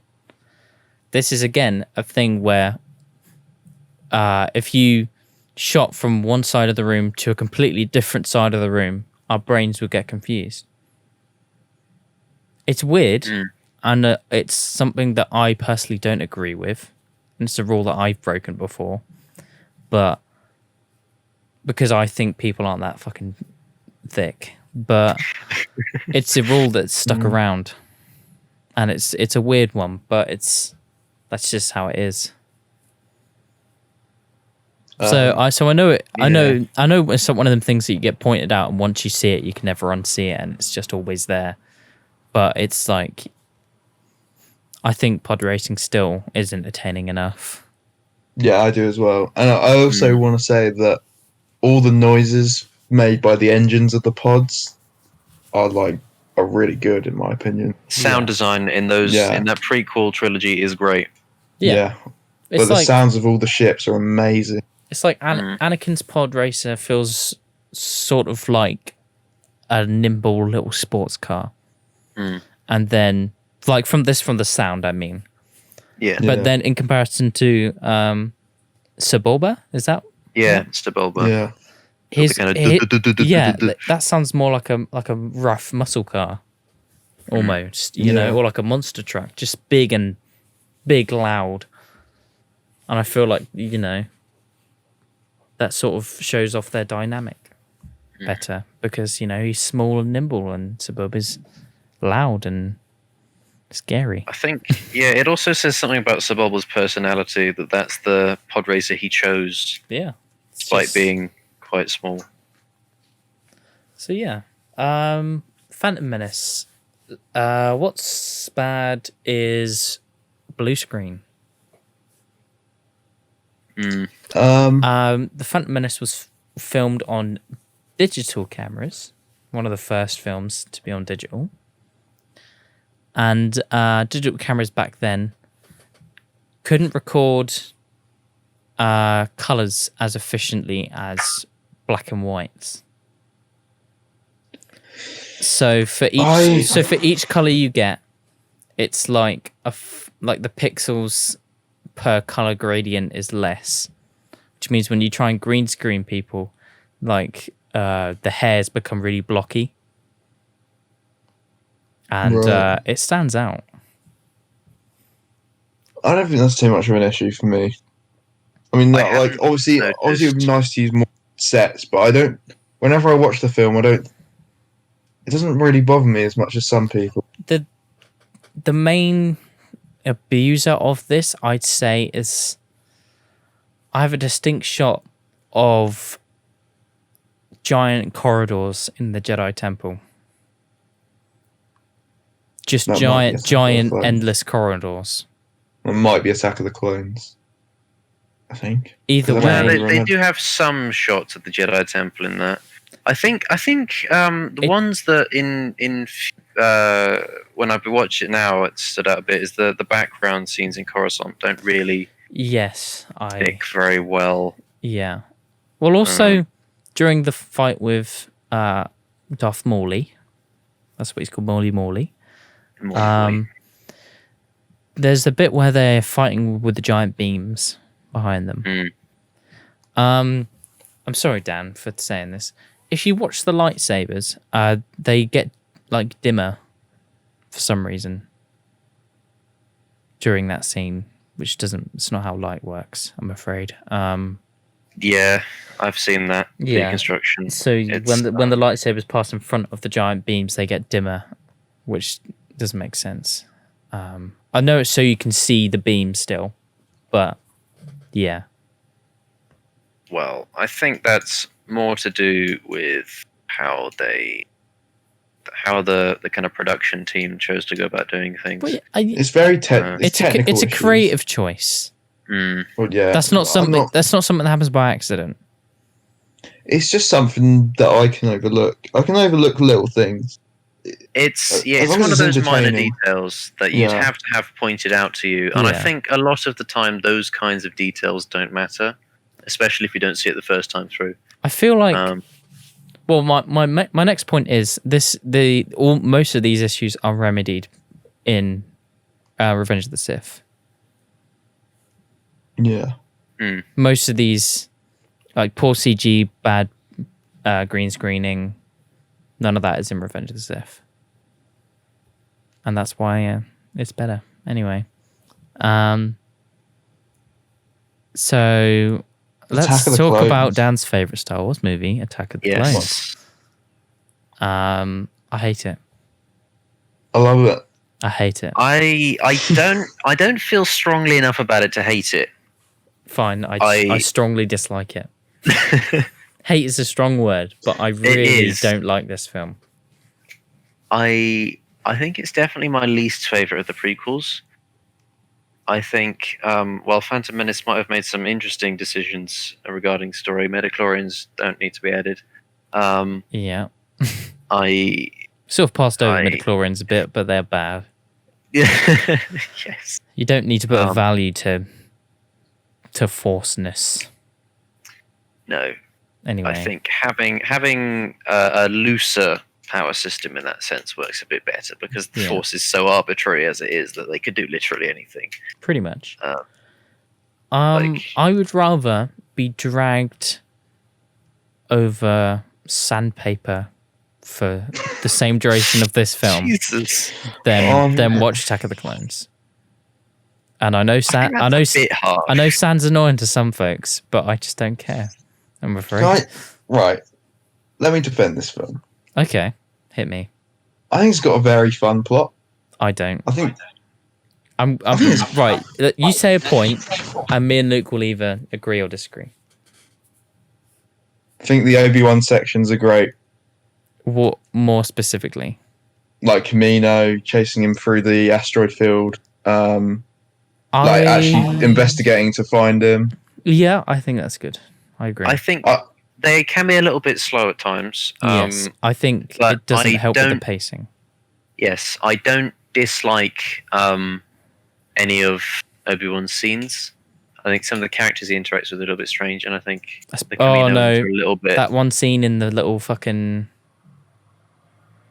That one scene with the big dude in the cafe. The Jaxter. Bad. Bad. Jaxter. He looks terrible. He looks bad. Unfinished.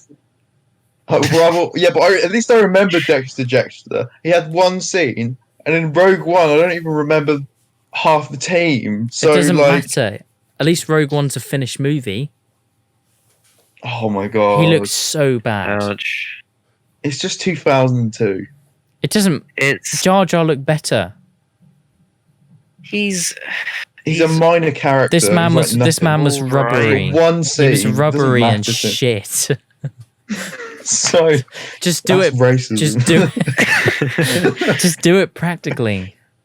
How hard is it to cover a man in makeup? Like all right. Yeah, he doesn't look the best, but I don't. No. I'm gonna get a fucking picture up and put it in the Discord. That's What's he called? Dexter Jaxter. Jetster. Jettetser, I think. Here he is. Oh my god, it's worse than I fucking remember. It's oh my god. Right, are you ready? I have him on my phone. I know what he looks like. I'm not surprised. I know what he looks like. Right, in the chat, everyone. What the fuck is that? What is that? I don't mind it. It's fine. It's just Star Wars. Right. Look at that thing. Right? You know what looks better? The Lego version. Actually, no, it looks on par. Can't tell a difference. It doesn't make the film bad, though. Yes, it does. No, it's jarring. It's jarring. I immediately look at him and think, that is not fucking real. Do you know another thing that we forgot to mention about the prequel is that they're quotable. More so Revenge of the Sith. But so many people have quoted Attack of the Clones. Yeah, but they're quotable on a meme level. Apart from agree. Revenge of the Sith, which is quotable on a, like, people just love that movie.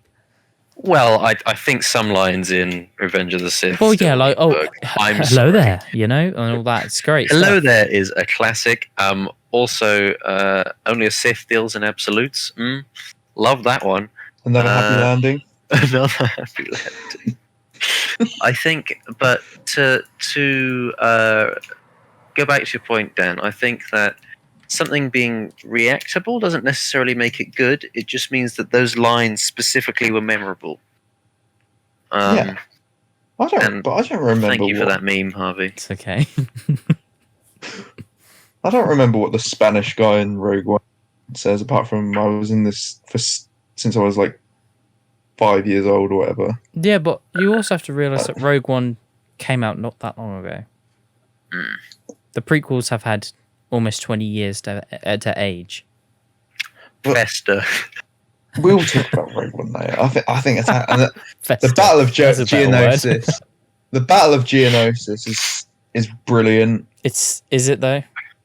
Yes, it is. Come on. It's all right. I mean, you don't get the same stakes or kind of like investment as you do in a lot of other battles in Star Wars. I'll give number 3 had some battles where you get more invested. Yeah, I would agree with that. But like, I'm thinking about like the shots where all the sand is like, you know, going past all the clones and the droids and the lights from the blasters. That's an example of like the idea, awesome. Yes. The execution, not quite there. But that's just like obviously the technology. Yeah, I think that judging films a lot of the time based on CG isn't always a good idea. Like nowadays, by today's standards, it's like, you know, fair enough, go for it. But a film that old with CG basically at the start of its, you know, at the start of the CG golden age. Well, they were really pushing the boat out with those scenes, weren't they? Yeah. They were going for Well, it. Jar Jar And Binks- when I was younger, I loved them. Jar Jar Binks was the first full CG character. The first God, recurring full CG character. Which is crazy. pain.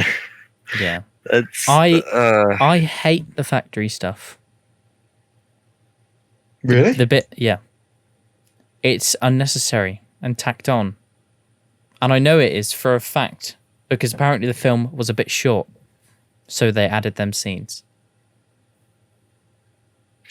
I do think it's not necessary to the plot, but I think It's that not could the- be said for a lot of other scenes in a lot of the films. So Yeah. It's not the best thing in Star Wars by any means, but I don't think it's terrible. It's boring.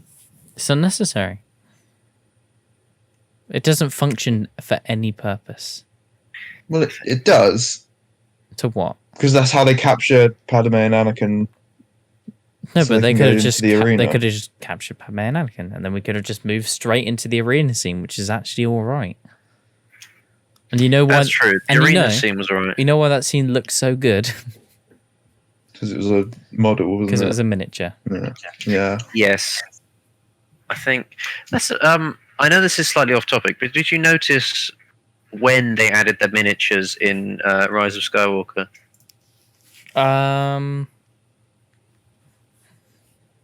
No, none of them stuck out to me, but that's, you know, CG and miniatures. I'm guessing there it's isn't like much in it. the big like Sith crowd thing. I don't think that was explained, but No. That was confusing. The planets. oh, The planets, really? they blew up. oh, fair enough. I'll have There was I'll at have least to rewatch one it. miniature. Yeah.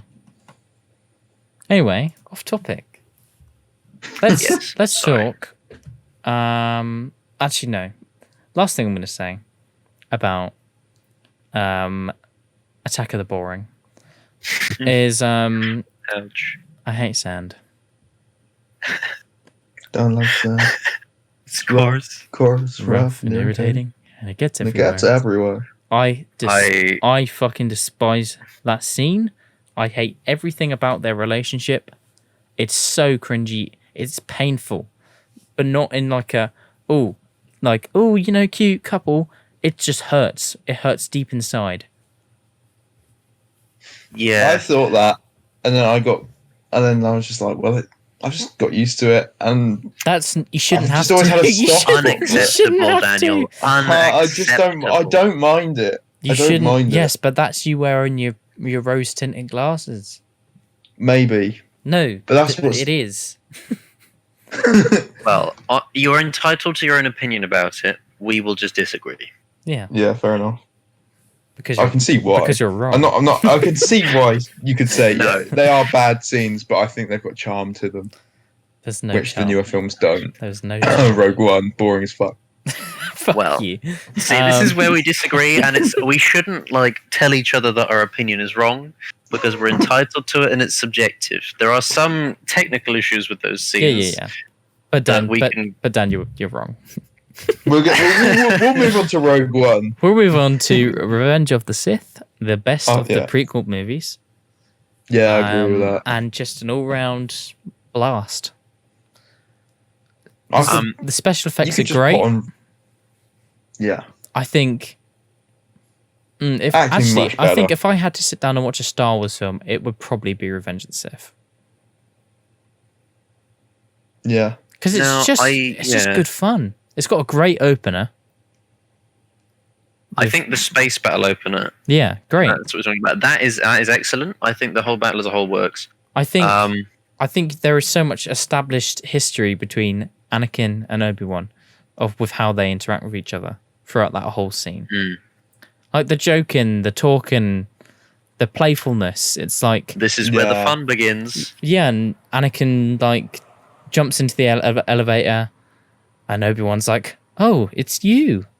You know, it's playful. Yeah. And it shows that they're basically just mates now. Yeah, and then talking about R2D2 as well with the elevator, and it's like they're having a little debate, but you can tell they're friends for a while. Yeah. And it's Yeah. Well, you're not talking about that deleted scene where they're debating what sound means up and what sound means down, are you? No. R2's he goes down. I don't know if you've seen that deleted scene, but it's. Ooh, I have, yeah. I'm glad it didn't make the cut. That's poor. I think I have a theory, right? I think people like Obi-Wan the most in that trilogy, partially because he was given a lot of the best lines, Yes. and B, because he was the only one allowed to be sassy.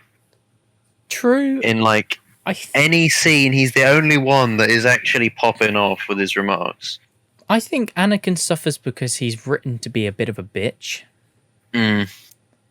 And Obi-Wan's just the most charismatic and pure person. And I think, obviously, it's mostly completely his fault Anakin turned out the way he did. Oh, absolutely. As I said before, he should have shut the relationship down with Padme straight away. That's a big Jedi no-no for good reason. Have you ever considered what would have happened if Qui-Gon survived? No. Because Star Wars would never have happened, would it? Well, that's true. It was something I was going to say about Phantom Menace. I forgot, and that was Yoda literally was like, "We can't train this kid. He's too old. It's a bad idea," and he was right. Yeah. But say what you will about Jedi literally conscripting children at an age young enough where they don't know any better. It makes sense. Yeah. But the Jedi Order's flawed, and there's several reasons for that. That's why I like the Last Jedi as well, because Luke realizes that. Yeah. I think the fact that Yoda trusted Qui-Gon to train him shows that if no one other than Qui-Gon trains him, then it would have gone wrong. I feel like Obi-Wan failed to train him mostly just because his training never really ended. That's true. He never really passed it. I don't think he had enough Qui-Gon experience to Qui-Gon start. basically was just like, well, I need to train this kid so that this doesn't go wrong.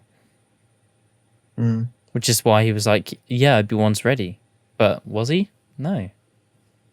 Not really. No, I'll give you that. I don't think Obi-Wan, especially when it was in Phantom Menace, I don't think he was ready then. Well, yeah, and Obi-Wan spends the whole of Phantom Menace basically saying, like, like, do we have to have this kid with us?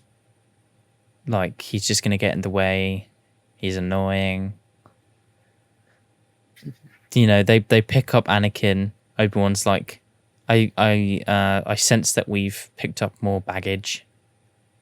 Mm. I feel like sowing the seeds of failure from the beginning, you know? I think Obi-Wan pretty much throughout film number 1 spends his time either questioning Qui-Gon's decisions or asking him about his own decisions. Pretty much. Um, I feel like, yeah. I mean, the Empire would never have existed if Obi-Wan didn't have to take on Qui-Gon's destiny. If that makes sense. Mm. Anyway, that's a very I'm very sure philosophical. some dedicated fans would be able to tell you a timeline in which Palpatine achieves it. Yeah, Anyway, probably, but I'm not here for that. Prequels. One thing I'd like to add Oh, go on. for Revenge of the Yeah. Sith is it feels like the best. It feels like a proper ending to everything because they just go all out. I think. would agree. Like it, like it It's was just like this is the last time we're gonna do this. Let's just make this film just like a massive epic, Oh and yeah, it just pays It's- off it's- so much. it's And definitely that's the problem with Rise of Skywalker. It's just definitely wasn't like that. it's like Lord of the Rings almost. Yeah, They were like, this is the finale. We need to go big. I'll give you that. Yeah. and that's why if I compared it to the Rise of Skywalker, well, I wish it just ended on Revenge of the Sith now because that just feels like a finale, a Well, proper one. well But there you done. go. Yeah. As we're heading into the sequels now, Are we doing I- the sequels and then the spin-off film? I was going to do it in order of release. Okay. All right. Yeah. Fair enough. So Can I just add one more thing about feel free. Revenge before we move on? My issue plot-wise with Revenge is on subsequent watches. I think that Palpatine has so many red flags. Somebody should have picked up that he was the Sith Lord. I Like, think they did. I think they picked up he was evil, but they couldn't do anything. I 'cause he's- think the idea is that the Jedi are so arrogant they couldn't see it. That's what they were getting at. but like, was Anakin really that trusting of the man after saying there were Siths? The dark side of the Force is a pathway to many abilities some consider to be unnatural. Like, what? That's an admission of guilt right there. Well, well, that's because he basically tells Anakin that he's evil. He basically says, "Yeah, I know the dark side." I think Anakin just. I think he is struggling to see the light side and the dark side as anything other than the same thing. Because, like, the comparisons you can make is Palpatine said to kill fucking Dooku. Sorry, is it kill Dooku? Who's too dangerous to be kept alive.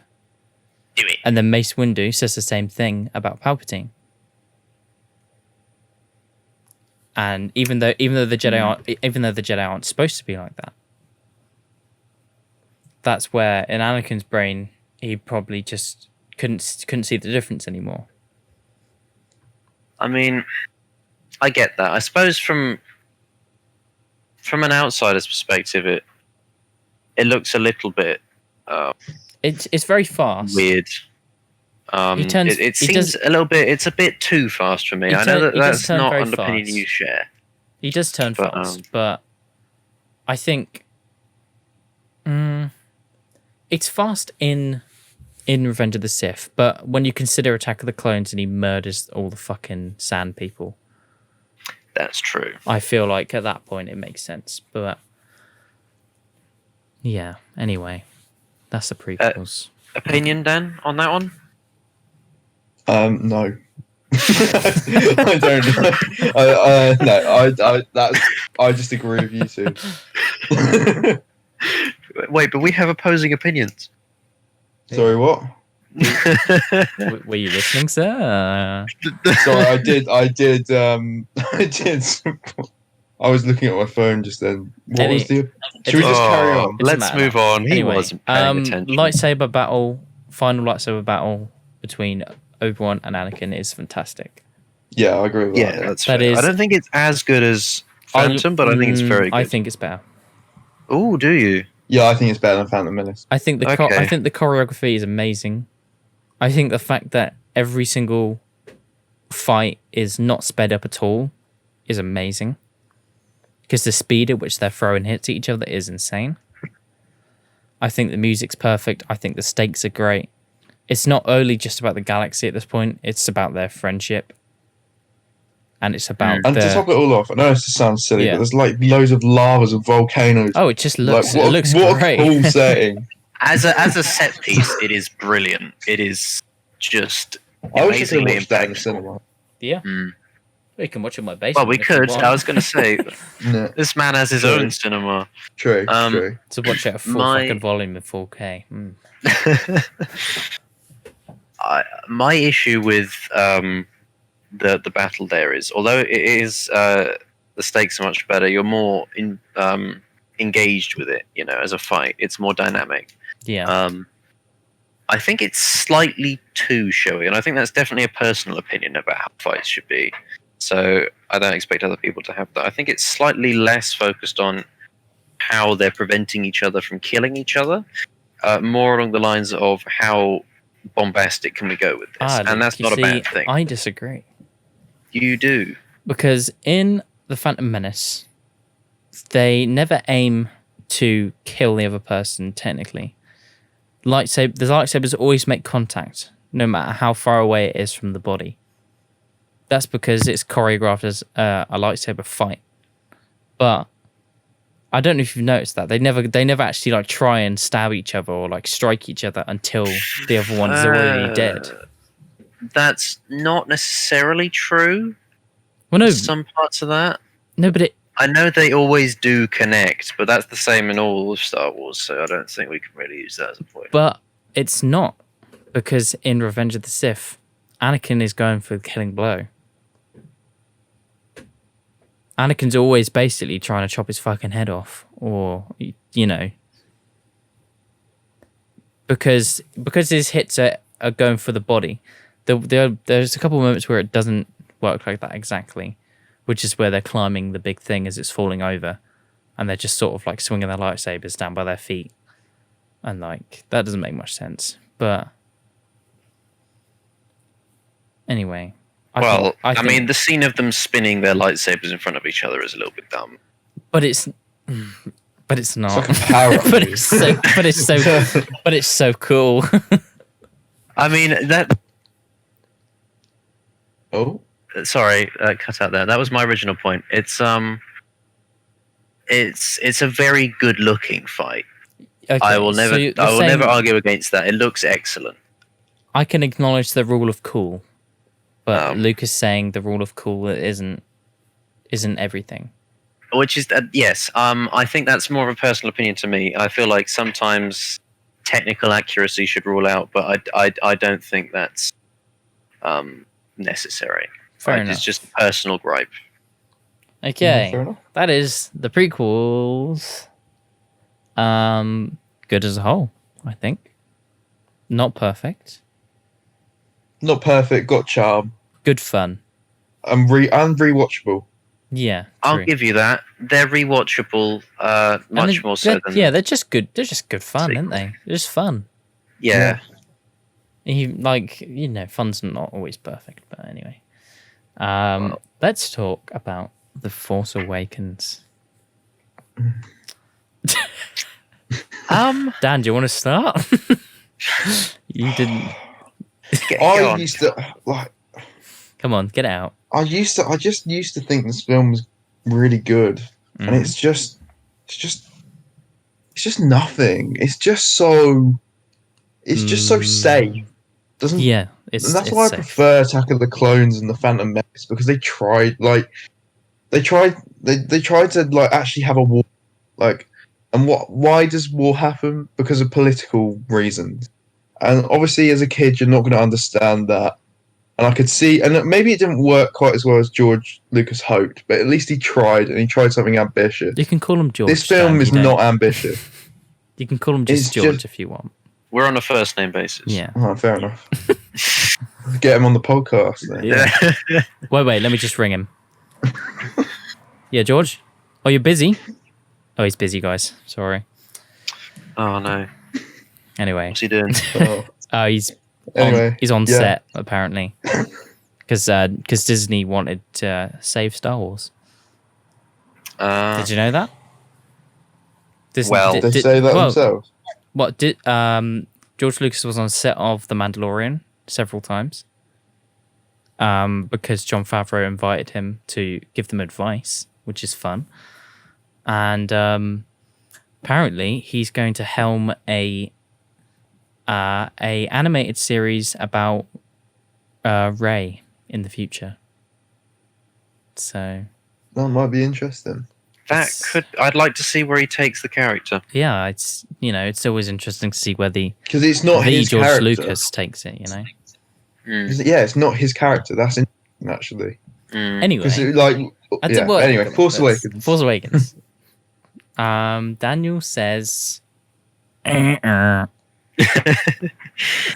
I enjoyed it at the time, and then as soon as the years went on, I just realised it was just too safe, very safe. not innovative, Yeah. which Star Wars should be. And it's just a copy of A New Hope. Pretty much. I will give you that. I think they went way too samey as Yeah. George Lucas's It's formula. very I think safe. that's what they were planning on. Just try and recreate the trilogy so they could make bank. I think here's some defense. I think as a way of introducing people back into Star Wars, it's an all right movie. Yeah. It's like, hey everyone, come back to Star Wars. This is what Star Wars is. It's not all trade deals and stuff. It's it's something a bit more like the original trilogy. I feel like as an introduction to Star Wars again, I think it's good. I agree. I think it was a good kind of a palate cleanser, as it were. If you didn't like the prequels, Yeah, I think it's safe to retread some of the same story beats because it refamiliarizes you with old Star Wars.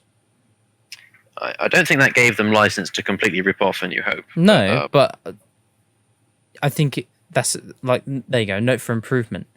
Like, it's fine to retread some of the same story beats, but don't just make a carbon copy of a film.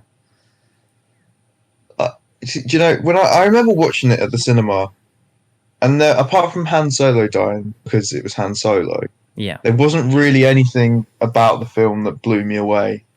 I just thought, oh, that's cool. Well, But, I've already said about Rey catching the lightsaber and like making me weep. Yeah, And I think it's cool, but at the time, I do remember thinking, like, why can she use the Force so well? Yes, that is another issue I have with that film. Although I like it as a whole, I think they started too high. Okay, here's a point of discussion then. Do we think Rey is a Mary Sue? I don't know if you know what that means, both of you. Yeah, I do. No, I know what you mean. Yeah, good at everything. Basically. Yeah, I think she didn't. Well, she started off good at a fair few things, but I think the engineering thing makes a bit of sense, especially if she's been doing that for her entire life. I agree. A lot of people's complaints are like, oh, how does she know how to fly a ship and how does she know what this does and how to fix that? Well, she's a scavenger. Like, Yeah, I agree with that. And she's learned how to fight. well, But yeah, I obviously don't. she's The only had to thing I don't defend agree herself. with is the Force.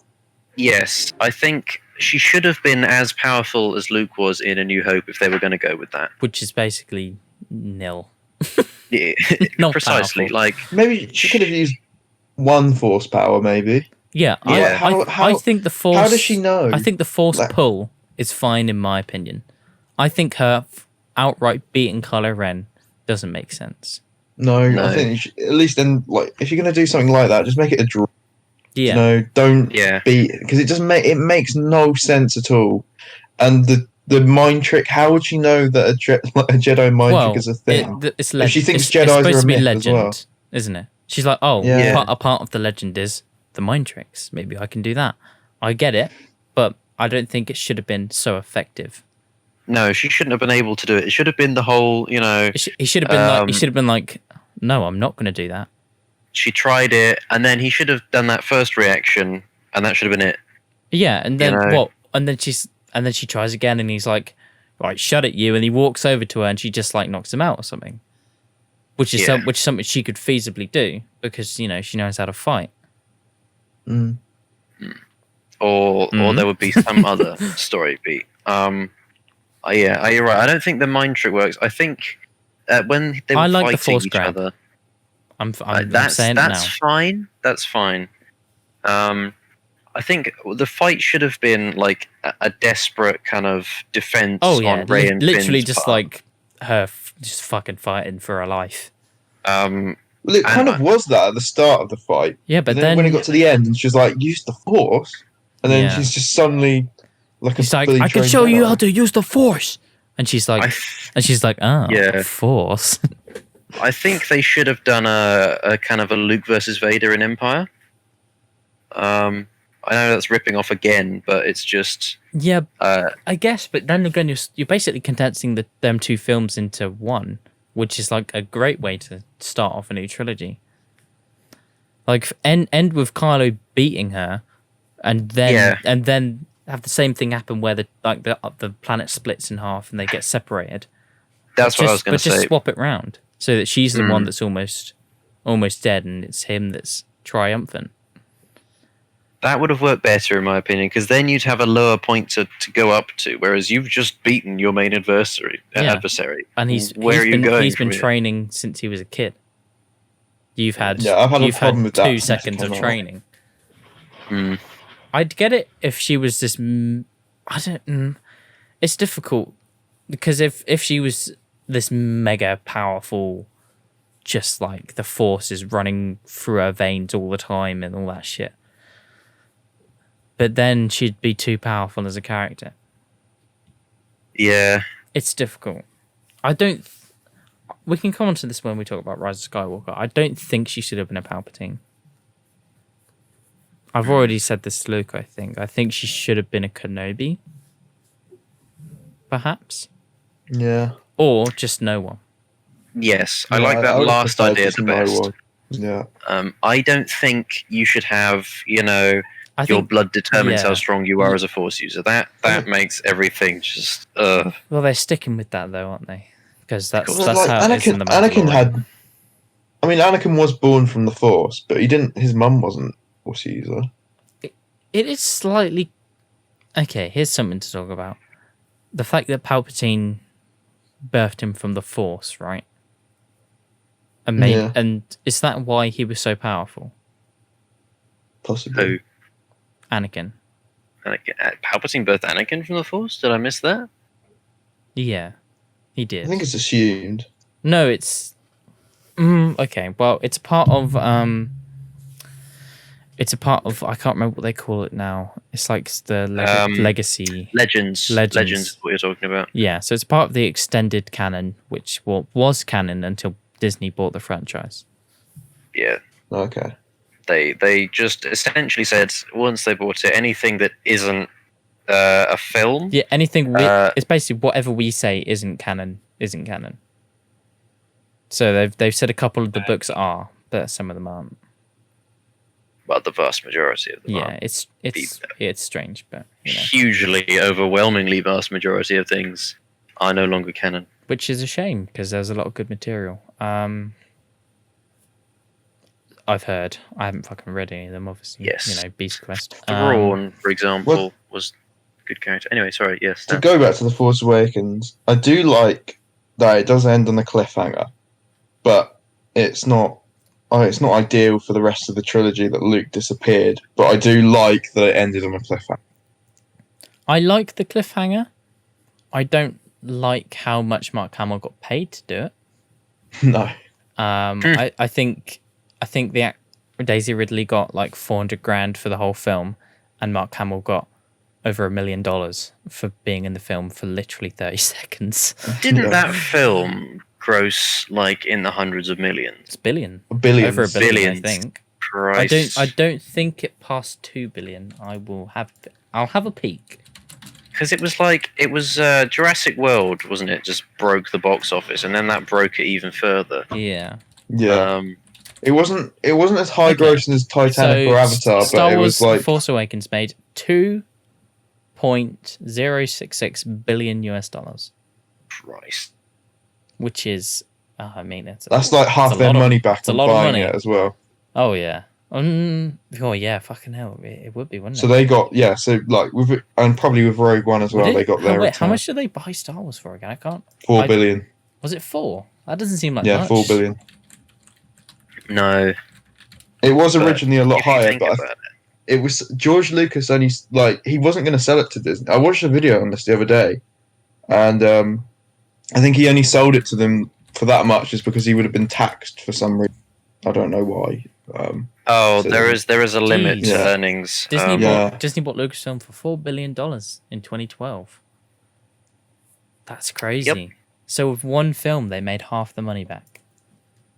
Fucking hell.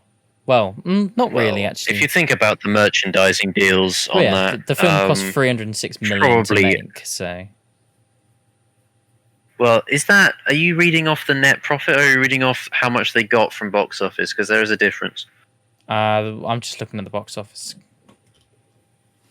So I don't know about net profit, but I think... Because if it says gross, then that's how much they made. Well, yeah, it won't be far off of the box office anyway. Because people don't buy DVDs anymore.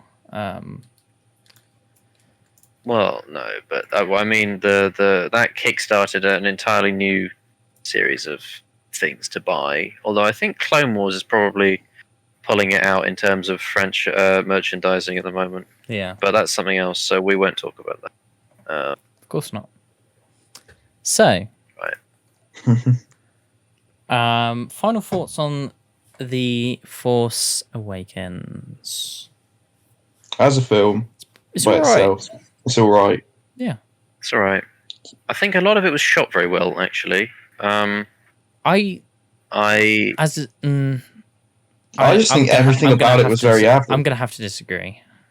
There's just nothing. Oh, okay. Nothing that sticks out about I'm not a it. huge fan of how JJ shoots things anymore. I used to admire it with like Star Trek and. I have come to realize a lot of those films are probably my own nostalgia blinding me to how mediocre they are. But I think Force Awakens and especially Rise of Skywalker is exceptionally boringly filmed. It's more a case of like you just point the camera that way and let's get it done. You know. Anyway. Yeah, it's just so average. It's just Let's talk about the That's it. best of this sequel trilogy, which is of course The Last Jedi. I thought we would. Are we not? Okay. Oh yeah, okay. Well, don't release all of them. Fuck it. Rogue One, Rouge One, Rogue One, Rogu One. we've got divided Right. opinions here. There are Rogu good on a- qualities. There are good qualities. Like you said, some of the shots are very nice. It's a nice looking film. I'll give it that. Mhm. The 2 scenes with Darth Vader are very good. Yes. And I think what's his name? The one with the cape and shouts a lot and dies at the end. I can't even remember Do you his know, name. I couldn't actually tell you what his name is. That's bad. Yeah, but I think I know what you mean. he's an okay villain. I think Yes, I I agree. It's Ben Mendelsohn. That's the actor. He's great. Yeah. He's great. I think he does a good job. I think he does a good job. I think all the new hero characters are terrible. I would disagree on that. I think Jin is not the most exciting of protagonists. She's not very charismatic, but No. I think the thing Rogue One does best, other than how it looks, is to make the stakes feel palpable. You know? Like, these people are willing to die in order to get these plans. And they do, obviously. I think it definitely fleshes out the rebellion a bit better. Well, yeah, it's like it makes Battle of Star Wars. Scarif. It makes Star Wars feel important. You know, Battle of Scarif is okay as well. It's fine. Like, but I just didn't care for the characters when they died. I think that's why it didn't have stakes for me. I just didn't care. I think it adds to A New Hope. So I don't think it shouldn't exist. I liked. But Is it John Woo? Is that his name? I don't even know. Is that Blind Man? Yeah, I liked the blind man. I think he is good. His character is fun. I think His some people probably had character's issue. fun and interesting.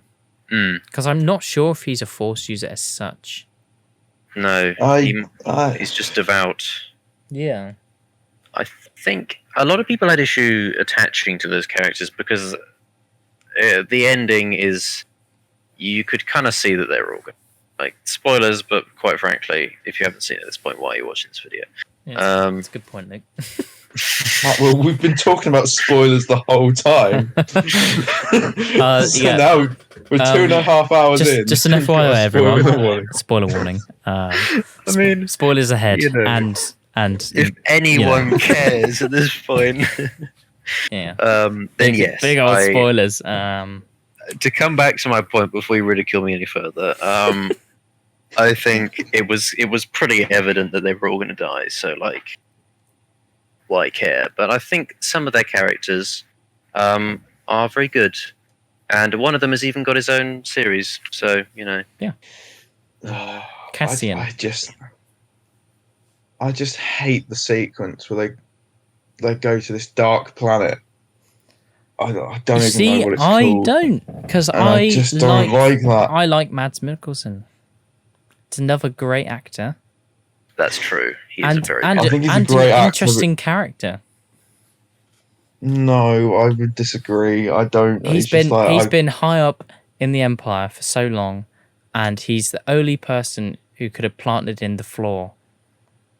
You know, I think it adds to A New Hope. It's a but realistic reason why there would be a giant vent on the side of the Death Star. Yeah, that's what I'm saying. It makes A New Hope better, but I don't think it makes the film better.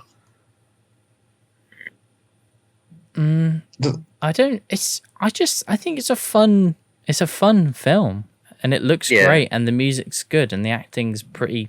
It's a solid all round. It's my least favorite score, I think. I'll admit the music probably isn't as good as a mainline Star Wars film, but again, you cannot compete with John Williams. That's true. It's almost unfair to other composers. I think it's the only film that I struggle really to watch. Out of all the Star Wars films. I really don't. That's the weird part. I know. I mean, I didn't feel very strongly about your disagreement with Attack of the Clones, but this one, I don't know. I genuinely enjoy it more than a lot of the other ones, and a lot of the newer ones, especially. I think it's the second best Disney Star Wars film. I just don't. I think it was another film that I really liked when it came out, but I think it was just because I thought Battle of Scarif was good, and obviously that Darth Vader scene. Like, yeah, you know, I mean the Darth Vader scene is awesome. Like, it just for me it takes it. It just feels like ages to get to that Scarif part. It's just it's like you when you're watching Attack of the Clones, and you're like, oh, is it halfway through yet? That's like me for for Rogue One. I get it, but Rogue One's not that long. But I know it's not even as long as Attack of the Clones, but that's how I feel. But the pace it's not slow, it's good. I think it's also good that we have these different opinions because it represents the fact that not everyone took away the same things as us. Of course, and it also represents that Star Wars is this massive opinionated entity, and everyone love it or hate it. Everyone has opinions about it, and obviously, I would still I wouldn't get rid of it, but I don't. I genuinely think it's a good movie, and I think it helps. I think what Rogue One does better than a lot of Star Wars films is make people feel very small. You're going to have to elaborate on that. It feels grounded. Like the camera's always on the ground at eye level. Like the AT-ATs in Empire don't feel very big. Or they weren't, but No, but obviously because they're models, Luke. You fucking smart ass. But, Sorry. The AT-STs in this film, they're never shot from the sky. They're always shot from the ground. That's to obviously make the people feel small. Like the first shot of the Death Star is next to a Star Cruiser, and the star and it's dwarfed by it. Like a sense of I think you're right. The sense of scale. Yeah, the scale and like the scale plot wise as well as like literally, I think Rogue One does that very well. Well, for me, like, it's the only Star Wars film that I get really bored with, and that's a problem for me. Whereas the rest, I feel like I can. Fair enough. That is pretty much me with Attack of the Clones. Yeah. I think that's a differing opinion on how we engage with the characters involved in each one of those. Yeah. But we can relate on why we hate certain films. Yeah.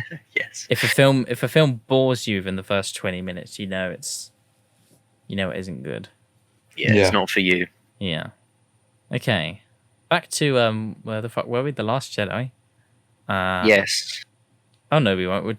Okay. Well, we're talking about. No, it is Last Jedi. We'll move on to Last Jedi. We are. Last Jedi. Best sequel film. I agree. Second best looking Star Wars. I will admit the CG in this film is just too good. I think this hyperspace ramming scene especially looked and was shot. You see, now, me and Dan have. I don't know if Dan, were you here for this conversation I had with Alex? Oh yeah, I think about why the ramming scene breaks the Star Wars physics rules. I agree with that. I don't care. It's the rule of cool.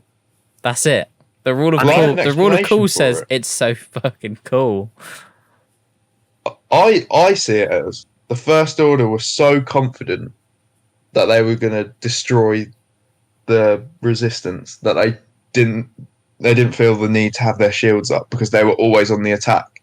And then it's a surprise when the ship turns around and they don't have time because it's a massive ship. You're not going to just switch a button on and the shields turn on. The reason it supposedly breaks the rules is because when you initiate faster than light travel, you travel like through things. I think that's the idea. It's the whole thing of hyperspace is you're not in real space, you're in hyperspace. You're moving in between atoms. And okay, but then in Rogue One, when all the Rebel Alliance is leaving Scarif, one ship light speeds into a Star Destroyer. I mean, like, you have the same problem there, but no one picks up on that. But in Rogue One, it's not a major part of the plot. True, but it's the same thing. The point is, though, I don't care. Yeah, in The Last Jedi, it's cool. More like I was sat in the cinema, that happened, and like in my brain, it was like, this is Star Wars. I was blown away. Yeah, I was like, this is Star Wars. That scene was just I could have that all day, just that one scene. And the silence afterwards, perfect. I think the sound design around that scene, the attention to detail with the modeling on how everything breaks is just beautiful. Yes, I agree 100%. I honestly remember watching the last. It might have because I saw it at midnight, But most of the film, people were quiet, so it was like a general film experience. But I have to say, it was one of the best, if not the best, film I've seen at a cinema, just for enjoyment. Fair Just enough. like when it blew me away and all the emotional parts hit for me, I just thought it was brilliant. I remember coming back to college and saying to everyone, "Oh, it's such a good film. I love it." And then I saw the reviews come out the next day, and I was like, "Oh, I hate the film." I was like, "How did you hate this film?" Well, I left the cinema not convinced that it was very good. I'm sure you remember this, Dan.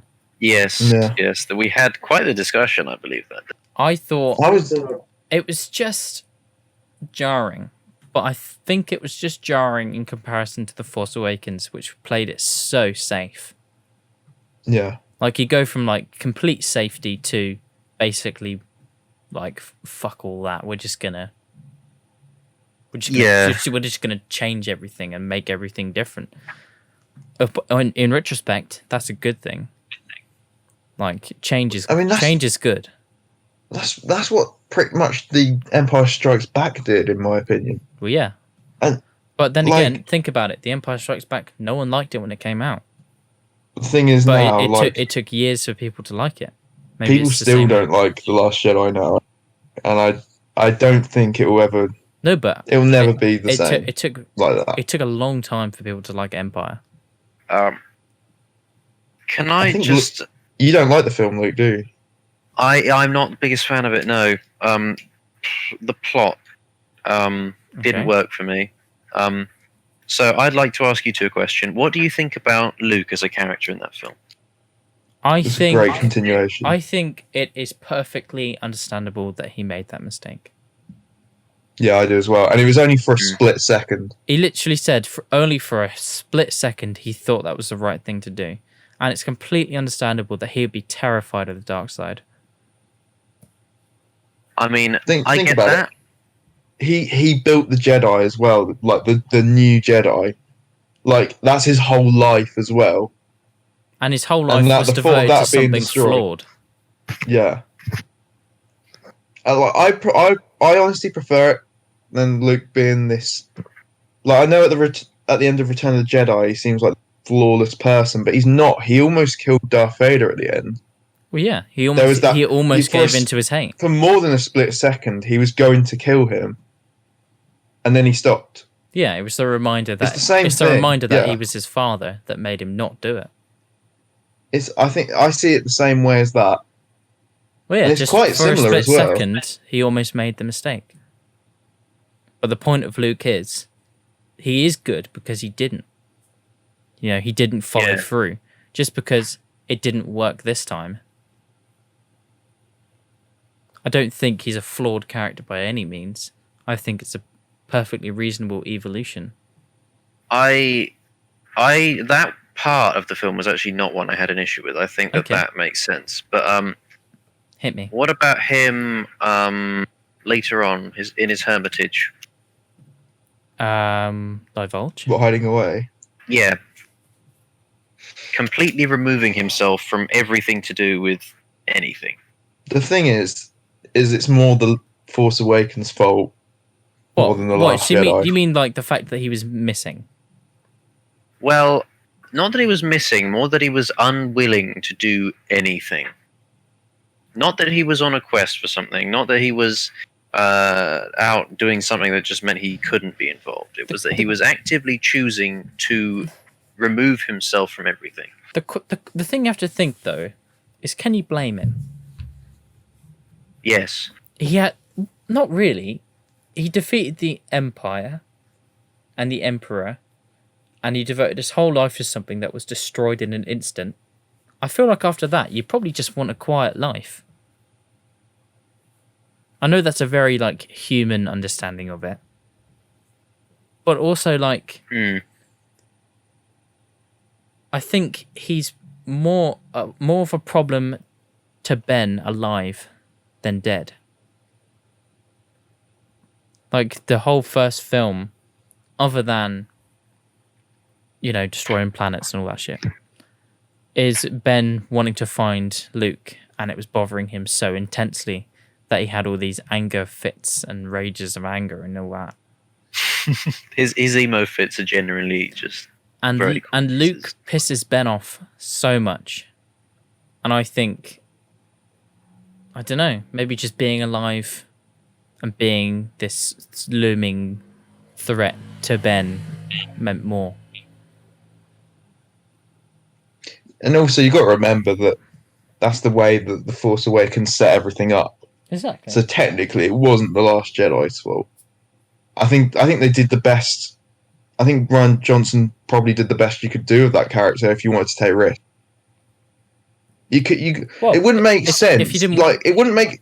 How would it make sense if he went off onto this planet and he's hiding away? But he's like, "I'll teach you, Rey, everything I need to know, but I can't be bothered to fight anymore." Like, I think that would make less sense, to be honest. well, if you get what I mean. Yeah, I think I agree in the fact, like, it's Force Awakens' fault, one, and I think The Last Jedi does its best to try and explain why he was there. Like, it's very difficult to explain it, really, isn't it? Why would you think he was there? Well, yeah, I don't see it as being easy to explain why this character who is very hopeful about everything is kind of his But sort of shtick. he's not now. He learned that the Jedi Yeah. the Jedi way isn't the done thing. He learned That doesn't mean that you can change the concept of the Jedi without massacring, without just ending it. You can have a Jedi who is not, well, I don't know, purely light side, if that's what he's going with there. Well, Mace Windu. I think Mace Windu has other issues other than his use of Yeah, yeah, he does. his sketchy force techniques. Okay, Luke, have you got any other issues with The Last Jedi other than Luke as a character? Well, the ramming has issues, but we've discussed that. I think it's probably possible. What's the rule to, like, entering hyperspace and then coming out really fast? Yeah, do you enter hyperspace instantly, or does it take a few seconds? Well, it does, doesn't it? You see the stars sort of stretch, and then I'm So it not happens saying instantly. that it can't be an issue. I'm saying that if that is how it works, because that could easily be how it works, why have they not done this before? The shields are up on other ships and blown up. I think, again, things like these need to be expressed more explicitly if we're going to use them in a very integral part of your narrative. I think well fit. Well, in The Rise of Skywalker, they mention, like, why don't we do the Holdo maneuver, which is what they come to call it, and then Poe says, it's too risky. It's 1 in a million. I mean, for me, that isn't specific enough, and I think they're just saying that because there was backlash over it in the previous one, which is part of his checklist. I get that, but at the same time, what if it was just like there's a chance? I don't know. I think your argument could be that it makes the ship so infinitesimally thin that actually hitting the object would be next to impossible. Yes. I think the idea is that the timing of going in and out of hyperspace would have to be so exact that you could sort of materialize through the ships. What if okay, she jumped to light speed, but like she appeared before the ship, and because they were going so fast, it went straight through. So the jump to light speed was really small. Yeah, that's what I mean. Like she came out so fast Just where the ship is. Yeah. She passed through them. That's why it's like 1 in a million. She had to get the timing perfect, and obviously it's probably not sensible to sacrifice a whole ship. No, I think I wouldn't have an issue with that if it was explained better beforehand, kind of the intricacies, or maybe even if somewhere in canon there was precedent for it, because then I'd be like, all right, fine. I think that's more of a personal gripe and maybe to do with partially how I consume media. Fair enough. Um, I personally think the rule of cool prevails in this instance. mm. The same agree. as the fight in Revenge of the Sith. Okay. How do you feel about the treatment of Poe's character? I thought it was better. Fine. in Last At Jedi least he than, had something to fucking do. Yeah, he was not. To be honest, after I watched The Force Awakens, I forgot Poe was a character. Like he was just at the start of the film, I just didn't, so well, I Poe didn't could forget. get I off. just thought he would have more to do. He was just, yeah. I think he was so much better in The Last Jedi. I remember saying like Poe has so much more to do, and he's so much more interesting. Yeah, I mean, what specifically are you referring to, Luke, when you say Poe as a character? I think he was moved from a hot-headed fighter pilot to being somebody that took risks for the sake of them. Well, probably with his own justifications behind them, but even if his ideas could have worked and maybe should have worked in the story, they never seemed to actually work. Like the bombing thing. First of all, those bombers I have issues with. What, the dreadnoughts, or not the dreadnought? The fucking The ones that blow up the dreadnought. The one that blows up the dreadnought. That's why not just use Y-wings, please. You didn't need those. I mean, the reasoning I assume is that they didn't have any, right? I mean, I get that, but they're slow. They're not very well defended, and they're just flawed. I understand from a logistics point of view, but at the same time, movies would be really boring if they always use the best thing. I mean, I get that, but it's part of that is knowing that they've always used that. That in any fight that the rebellion has had, they've had Y-wings with them. Yes, but you could just assume that the First Order destroyed them all because they were so effective. Why not X-wings then? Why not B-wings? I can get what you're saying, but I personally don't mind it. I mean, I think the idea was that the shield on the dreadnought's so good that you need these big fucking bombs to do it. Yeah, that's how I saw it. Which is again lack of explanation, but I suppose if you explained every small part, you'd have more exposition than plot. Yeah, like exposition's fine, but no. I do get that.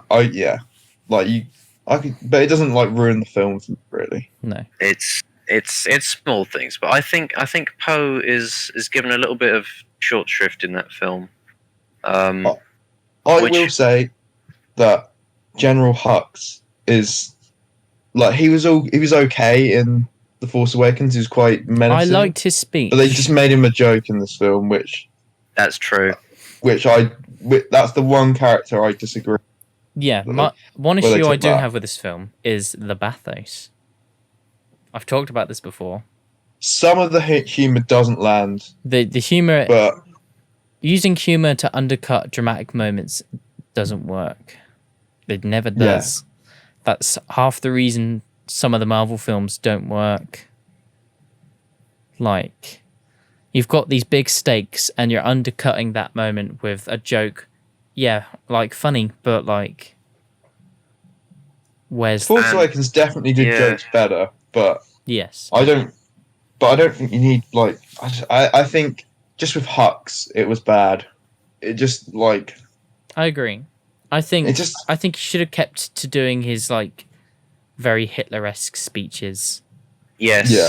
Because I think that speech he gives in Force Awakens is really good, and then he could have become like the main villain of the last film. Even I would have liked that actually. Sith user. If he stayed menacing. Yeah. But which you're makes destroying his twist. instead of like, oh, you're destroying the Sith again, you're actually just destroying this idea of You're destroying the first control. order. You're destroying Yeah. an empire. Yeah. Which makes his turn even why. Yeah, But- it's strange. Anyway, any other I will issues? say also Luke, with the one loss? last thing. Yeah, okay. I think Luke Skywalker couldn't have died in any better way. True. I think it's I perfect. think being I I wouldn't- think being taken out by someone isn't Luke's style. I'll admit, I think a lot of people have issues with his kind of force projection thing, but actually, I think the force can be used for any plot device it needs as long as it's cool. I think It works. I like the force projection because clearly it took its toll on him. Mm. Because like he was sweating, shaking, fucking floating, like, and then he collapsed and died. Like, Yeah, clearly you can see why people don't do that. it clearly took fucking effort. Yeah. And like, I don't rate that as a twist. One, because he shows up with the blue lightsaber, which was just destroyed. Like, okay, clearly this isn't real. Yeah.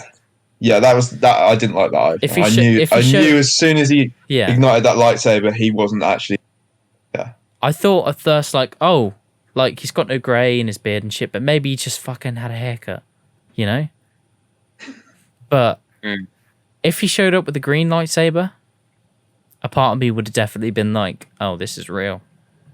I would have been more fooled. Yeah. Yeah, I would have been like, this is cool. I like this. Yeah. I'm not sure why they did that, but I feel like. Okay, I'll save this for. I'll save that for the Rise of Skywalker actually. So, anyway, So also with Luke and the twin sons with Luke as yeah, a nice touch. That was nice. I'll give you that.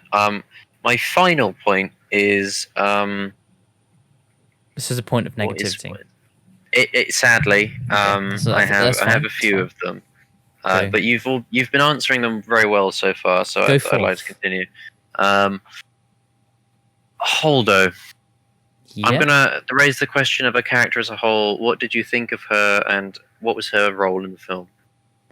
I think it was a shit decision not to tell Poe, but I don't mind her as a I character. disagree. I understand completely why she didn't tell anyone, and that's Why? because they assumed that there was a spy. They assumed there could have been a spy. Why would you tell everyone your plan if there's a slight chance that the Empire could know what you're going to do, or the First Order, whatever the fuck? It doesn't matter. It's all the same. Why would you risk it? I mean, I get that, but say it. You know, No, but you don't Or need to. show it. You learn it. You do see it.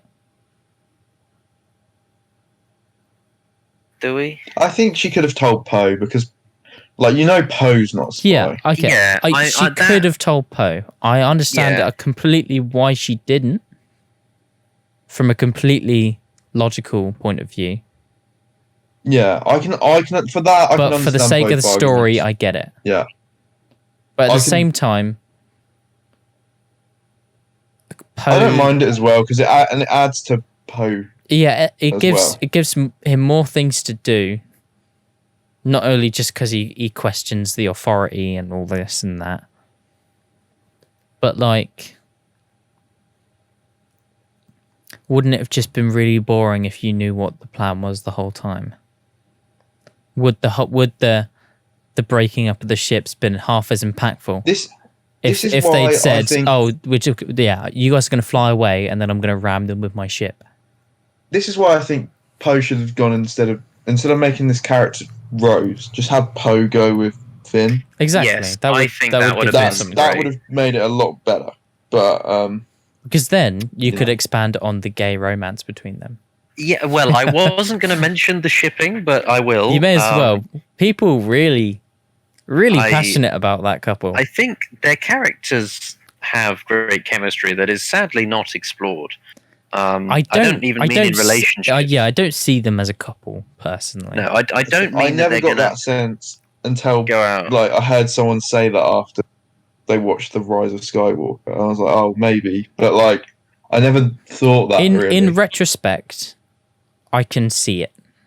I don't think they'd ever go out. I don't. But what I'm saying I is, don't think it would ever happen. But I can see. I can see why people want. Yeah. Yeah.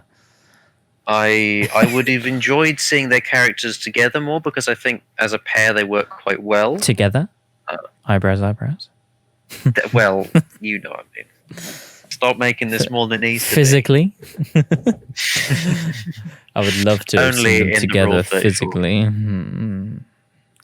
Anyway, that's The Last Jedi. Thank you. You've just made the audience very uncomfortable.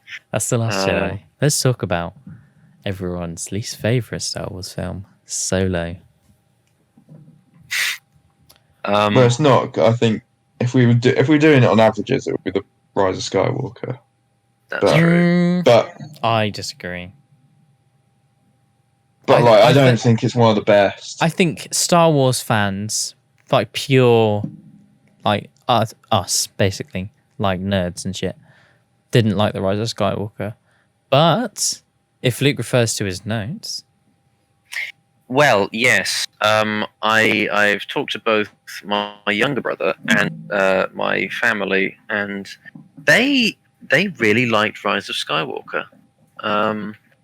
It was seen as quite a rounding off of the whole Skywalker saga, as having Palpatine be the villain again.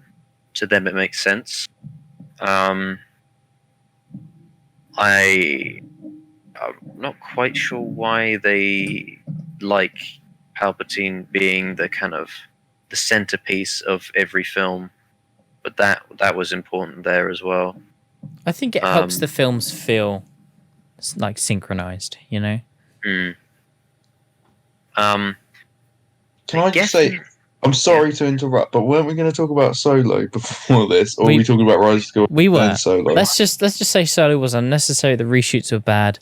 I can understand why people liked seeing things that were mentioned in the past, like the Kessel Run and all this and that. But I just feel like we'd be better off if that movie had never happened. Yeah, all right. I really don't feel like I have much to say or add. That's a good summary there. Yeah, fair enough. Yeah, all right, I'll just skip over it then. What would we have talked about, Dan? Here we go. I thought it was... Rise of Skywalker. Okay. My younger brother thought that it was. I think he actually mentioned the pacing, which I wasn't expecting from him, but he said it. And that there wasn't anything unnecessary he liked in it. The pacing.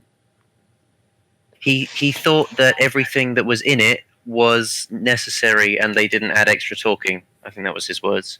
Okay. I mean, he's allowed to have his naive young opinion. It just to me, like in general, just didn't feel like a grand ending to this.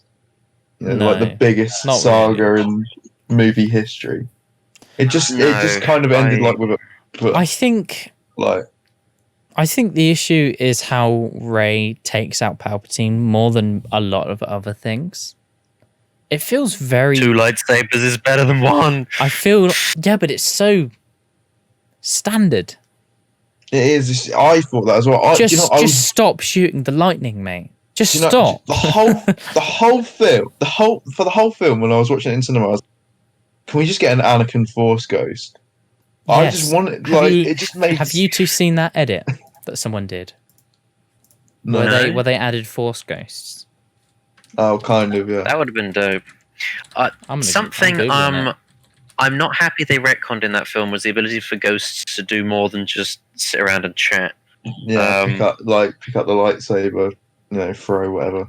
Yeah. I mean, right. The odd bit of lightning from Yoda in a force-sensitive place works, but they could literally just fight all their battles for them. So why? I pasted it in the chat. I would like us all to watch it briefly. Yeah, all right. If it comes to my speaker, I'm sorry. Add this in post. We'll just mute you.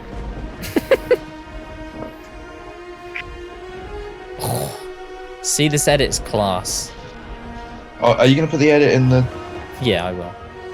Palpatine looks a bit weird as well. He's wearing like black lipstick, isn't he? Yeah. The makeup is painfully obvious. Yeah, this is so much better. You see, it is a cool edit. That's true. Especially with like how they're just appearing in the lightning. Like each of the lightning strikes illuminates them. That's cool. I'm here for it. It kind of shows they're not present, but they are, you know? They're not physically strong, but they are there. The question is, why does he not just stop doing the lightning? That was my criticism with number 3 as well, but I think maybe that was more of a, acting up because Anakin was there. Yeah, that was a ploy to get Anakin. It just doesn't make sense here. I'm all the Jedi. Oh, you see, and they're like pushing her forward. Yeah, that's so much better. It's so. Oh, I love it. You're making me sad for what this film could have been now. Why would you do that to me? If you want, I can send you all an edit. Well, I edit this scene in. And just the whole film? That actually looks really good as well. And then this could just be our headcanon. This is how it happens. It works for me. Yeah. Yeah, and also it's not like everyone, because not everyone become a Force ghost. Like, do you know what I mean? It's only Luke, Obi-Wan, Yoda, and Anakin. Yeah.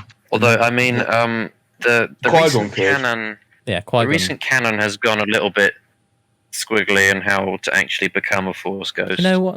We don't need that. We don't need to hear. No. No, I mean, there's a whole training thing. You have to go find some celestial beings. Do you know what I'd have also liked? You know that it would be similar to that scene in Harry Potter where his mum and dad and Sirius and Lupin. But just have that with Luke, Anakin, cool. Yoda, and Obi-Wan. Yeah. I see what you're talking about. Yeah. Just like it's the last Star Wars film. Like at this point. I know it's more fan servicey, but it's like, just go for it. Do you know, this film doesn't feel like it does that. Yeah. It's just... Yeah. This film feels like The Force Awakens in that it's very safe. Yeah. Like, oh, fuck, oh, bollocks, we need a big bad. Palpatine. That makes sense. People like that. Yes, that's safe. It's painfully safe is what it is. Yeah.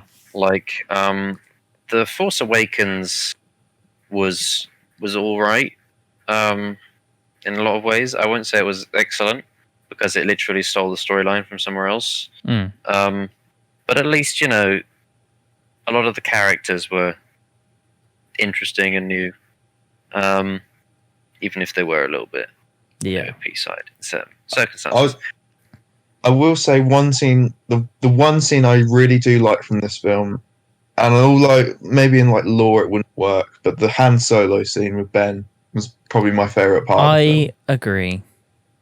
And actually, Harrison Ford looked like he wanted to be there.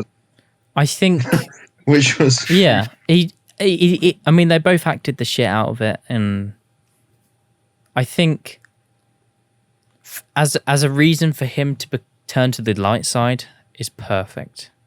That's brilliant, and the way he throws the lightsaber into the sea, great shot. And it's like the juxtaposition, it juxtaposes with the Force Awakens scene where they pretty much have a similar conversation.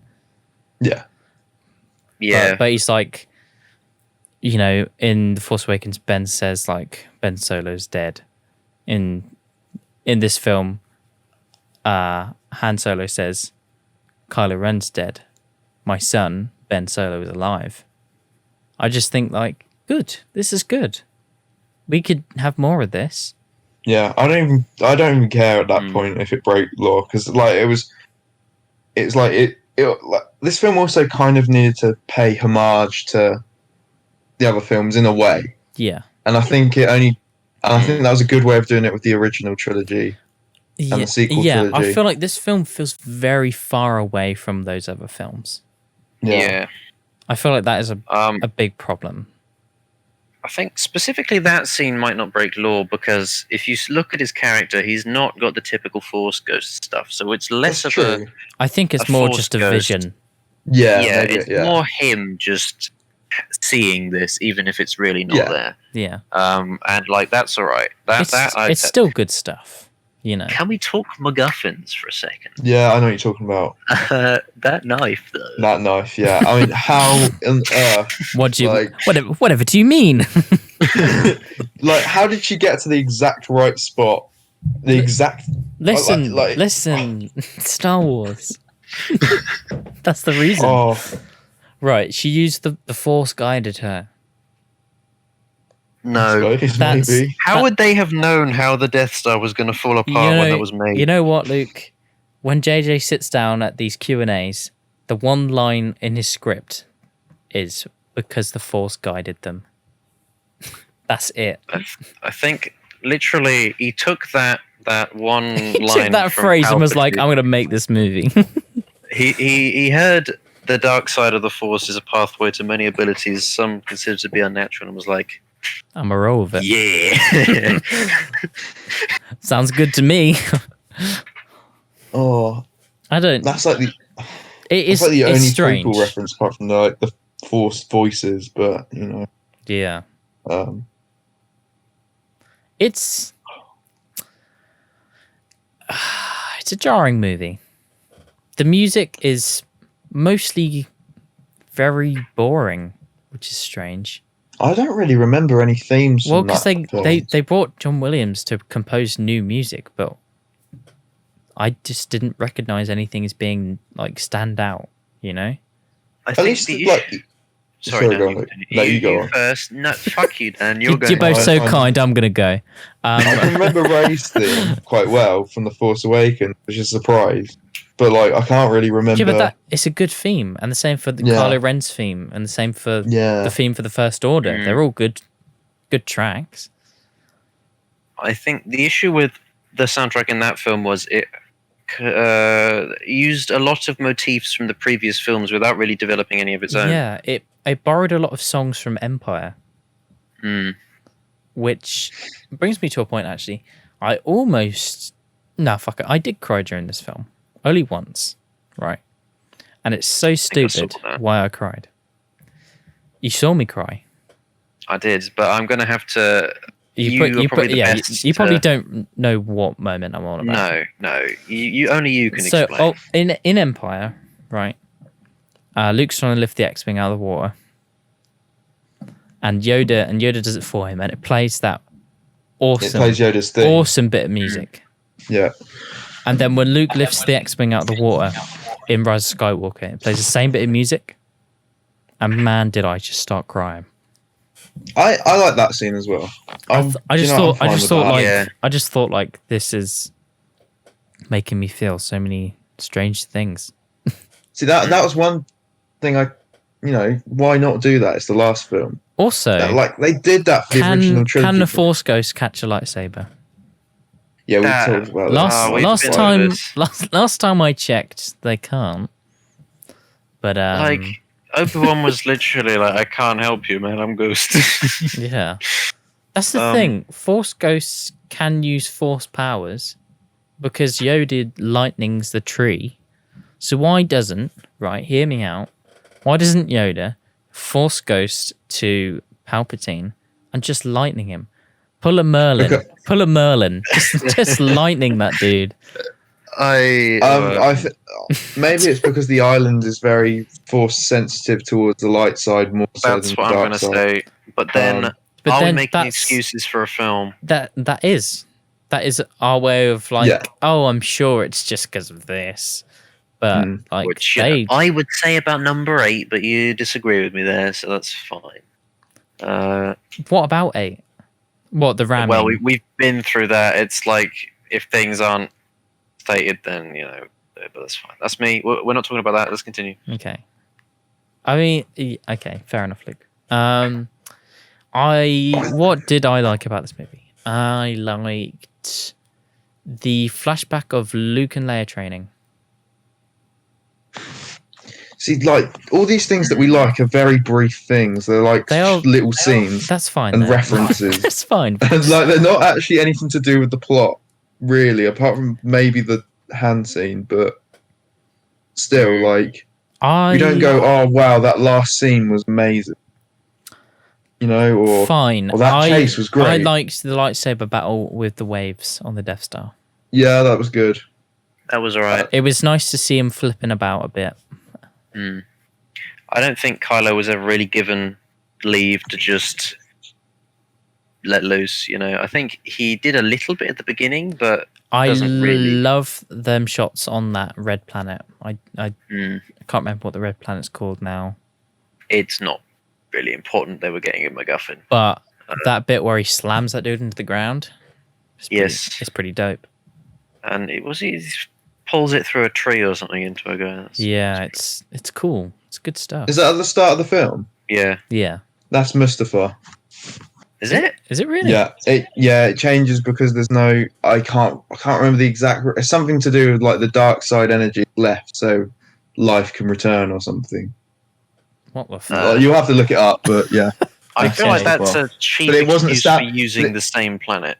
Yeah, I know, but you wouldn't know it's Mustafa, would you? Like I had to, like, well, I only knew until maybe after the film. Maybe that it was like the other side of Mustafa. Well, we The- don't know the what other it's side of the like on planet. continents. Anyway, yeah, like it wasn't well. Yeah, you wouldn't be able to tell from just watching the film that was Mustafa. No, other than like it looked a bit ashy and the sky was sort of red and looked hot. Well, the issue is there are other planets like that. There's Sullust we've been to before. Yeah, I think Yeah. I think the issue there is JJ and his checklist. Well, can Well- we talk about miniaturized Death Star tech real quick? Why?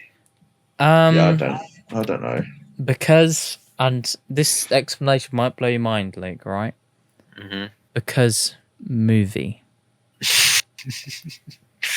Like Now hear me out. It's a cheap way of engineering some tension. Emphasis on cheap. Sorry, continue, Dan. Yes, very cheap. the stakes are technically high. Like the universe is about to end, but the movie doesn't make it feel like the stakes are very high. Well, the universe isn't exactly about to end as Well, such. Well, a lot Like, of how planets many- are going to get blown up. Yeah, but how many planets can they blow up? I don't know, but They're not going to blow up all of them, are they? okay, all They right. might do. Well, no, it's not like You don't know Palpatine. He's mad. it's not like He's come back let's from the dead. let's take the fucking universe with us. No, it's like we just want to be Well- we just want to be in charge. But it's weird because it's supposed to you're supposed to feel like, oh, these are massive stakes, but they're just not. Like, You know what is a bad plot device? What? The fact that in order to target things, they have to have that little beacon. That I was exactly what I was about to say, and that's That is- precisely why That is that fucking fleet has. stupid. There's no So menace. And, like, stupid. they even go like, oh no, we don't need that. Make the lead ship be the target instead. It's like, why? What was the point of that beacon then? That entire time you let yourselves just sit there and get shot at Yeah. and do nothing. And then they destroyed the lead ship. But why is there not a failsafe where as soon as that ship's destroyed, you just transfer the privileges to the other ship? Because literally nowhere else have starships ever had an issue knowing which way was up. And No. just use your frickin' eyes. Exactly. It's dumb. Also, who the fuck built all of them? That yes. Who built them? Sith people. That's another Oh. thing. Who the fuck are the Sith people? it's just definitely the worst Skywalker saga. Because there was the giant crowd of Sith people, right? Who Who they? staffed the ships? Who Sith people this? They're Palpatine's private choir. Bullshit. Are they force sensitive or are they just normal people? Like I don't even know what they are. Like, it doesn't. at first I didn't think they were real. They're where Palpy Boy goes when he wants a nice bit of vocals in the background. Yeah, he's like, give me a B minor, a B flat. I really Now a do G. hate to shit. I really do hate to shit on this film. It feels like it's a trend now. Yeah, that's like, I true, hate actually. being one of those Star Wars. It's not- Oh, I it's- hate Star yes, Wars. No, now. a 'Cause trend. I don't. A trend is But this hating the film- Last Jedi. This film is just so. Boo. Yeah, It's I put just want together. there to be an episode 10 just so they can have like a good ending. Like, it This just- film is rushed. It's very messily put together. Like lots of ideas, but very cheap ways of getting there. Like, how are they going to defeat all these ships? Oh, there's a beacon. Oh, how is Rey going to defeat Palpatine? Oh, he lightnings himself again. Of course, you obviously wouldn't learn from doing that the first time. No. Why is that his go-to power? I get it's powerful, but surely you could just force choke a bitch, like... Just slap her around a bit. Just do what Snoke did. Just be like, you don't get to move. I would have loved for him to lightsaber a bit, maybe. Well, he did that in prequel, didn't he? Yeah, but like CG. I know, but it would have been better. I was thinking more like he's so powerful that he's like a bit like Darth Vader in that he doesn't move very fast and he's sort of very controlled. Even I would have been fine with that. But he just like... He's a very one-note character. It's such a shit way to supposedly destroy to destroy the most powerful Force user ever. You know? Yeah, which the Emperor he lightnings himself. Yeah. Small point. Did he not say that if he dies, he goes into her?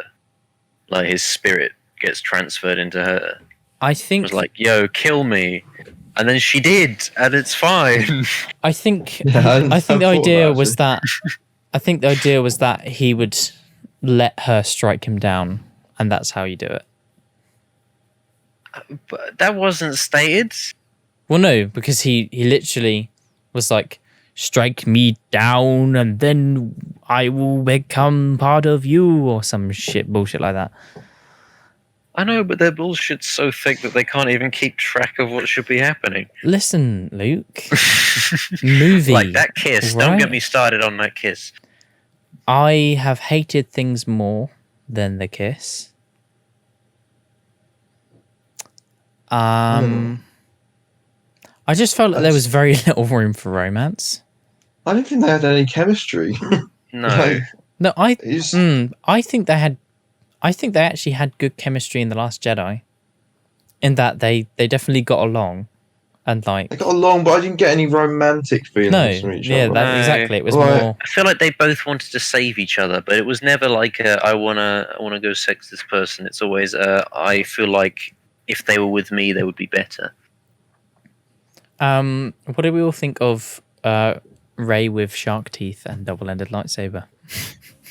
It's a Force vision, so I'll let that slide. I mean, I don't... It was literally just funny, a bit for the trailers. It was a bit for the trailers, that's it. There we go. But funny.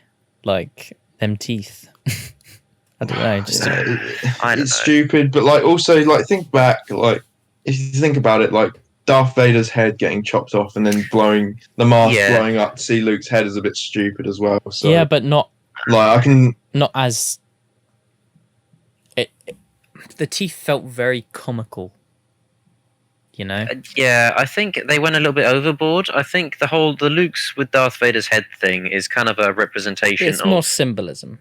Yeah, it's symbolic. There's no, like, intentional body horror evil Rey. It's more of, like, Luke seeing the evil within himself, not just literally showing you, ooh, vampire. Yeah. I don't like it, but like, it doesn't bother me as much.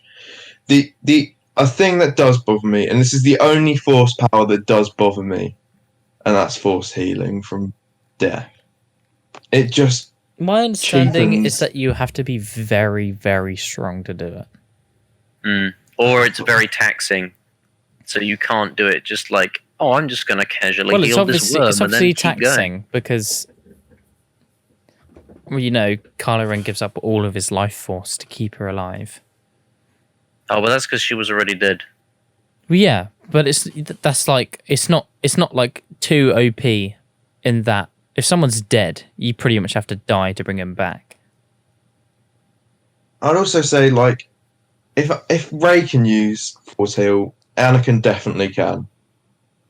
And Rey didn't even learn it. Like, I think Harvey's right. I think it's a skill that would take incredible devotion to the Force to actually get, and probably also Palpatine would never, ever teach Anakin how to do that. Why would he? Anakin became his bitch, and from that point, it was like, well, I don't need to show him these things. But Rey didn't even get taught it. No, but she had the Jedi texts. Yeah, but Palpatine says you can't learn force healing from a Jedi. Unless he was lying, I guess, but... Well, no, you can. Well, let's just say, in The Mandalorian, Baby Yoda, or Grogu, as he's called. Yeah, Grogu. Grogu can do it. But, like, I get it there a little bit more because... he healed a very small wound. It's not like... and he'd slept for like 3 days. Yeah. It's like he healed somebody's gash because it might get infected, and then he passes the fuck out for the next week. I think a part of me thinks like in his childhood, in his child innocence, he just like felt like he wanted to do it, so he did it.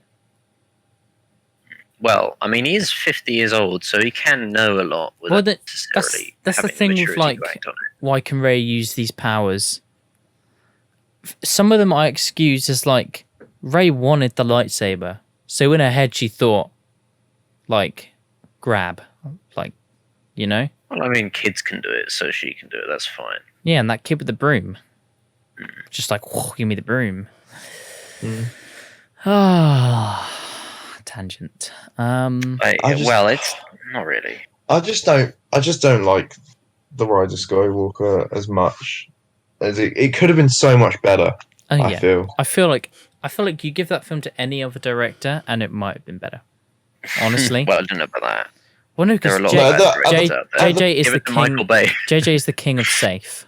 With the fandom split, I think what they should have done is just at that point just gone balls to the walls and just absolutely just did something like even more extreme than Revenge of the Sith. Or, like end with like reasonable references to the First Order winning or some shit like that.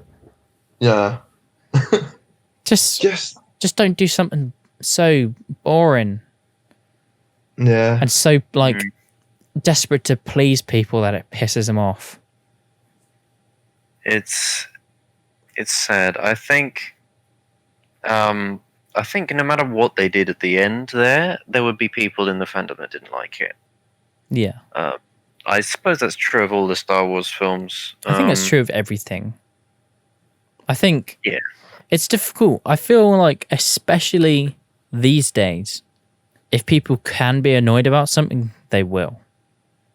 Yeah, and very vocally and very passionately. Yes, even if it's very minor. I think people will look for problems. And I feel like that's an unhealthy thing to do. Obviously, I don't really, really hate any Star Wars film. I think Star Wars as a whole, including the sequels, as much as some of them aren't great, I'll say I like Star Wars. You know, I could happily watch them all, I think. There's a good reason why Star Wars is as big as it is, and because the concept is just so good. It's something that people really enjoy. Yeah, it's just enjoyable, and it's like, I know it's like the very popcorn movie, you know, like it's time to switch off my brain, enjoy some Star Wars, especially the sequel trilogy. Do you know what I really wish? I know you said... Go for it, go on. You've both said, I wish George Lucas didn't direct as much. But I'd actually have quite liked it if George Lucas directed Episode 9. I think he would have at least had more imagination than most directors. I think bring him back to basically say how the story should be. Yeah. And then let a director shape his vision into a movie. Yeah, I think George has an understanding of the bigger picture of the world that a lot of the directors lack because he thought it up, so he knows everything. I think that's the beauty of Clone Wars, and I know we're not really supposed to talk about it on the film podcast, but Clone Wars, the series, I feel like a lot of it works, and I think it's because it doesn't function as a George Lucas directed movie, so everything he says is how it is. animated series is obviously a collaboration of lots and lots of people. And I feel like in order to get Star Wars onto screen, you need other people to interpret George Lucas's vision. And that's the end of my statement. It's like the Bible. Yes. The Bible. The Bible. The Bible. Yes. So- Maybe a dangerous comparison, that one. I will say we've been going for a very long time, nearly 4 hours. I think we're going on 4 hours here, so we should probably wrap this up. Yeah. Good luck to anyone going through the whole thing. If you have, Oh, pat yourself yeah, on good the luck You to- put it down a bit. Good but I luck to don't that think poor that much. fucker who's going to have to edit this. back. Good luck, mate. Yeah. That's Star Wars, everyone. I hope. I don't know. Is anyone going to be entertained by this? Probably not. What are your top Star Wars rankings in the comments? If anyone, Yeah, comment leave online, your Star Wars rankings in the Yeah. comment below, and feel free to tell Daniel that he's wrong about Attack of the Clones. feel free to tell feel- Harvey on Rogue One. Feel free to share your love for Rogue One in the comments because it's a great Yeah, movie. please. Hashtag fuck Rogue One. Hashtag Rogue mean- One is PogChamp. Please no. Can we not use that word ever? Okay. Well, if you really feel generous, can you tell these two why number 8 is not as good as they think it is? Well, Of course, no we'll one- only accept no comments. one's going to valid- do that, are they? Or you could tell Luke to stop jumping on the bandwagon of hate and All right, Yeah, I'll can't accept say that and one. to devise his Alright. own favourite Star I'll Wars stop that being isn't such a that isn't sheeple. Empire Strikes Back like everyone else. Just because it's good. All right.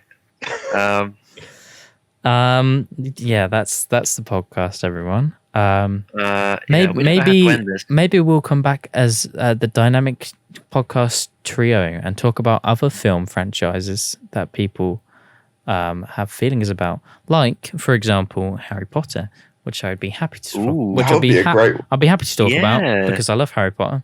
Do you want to do that next week?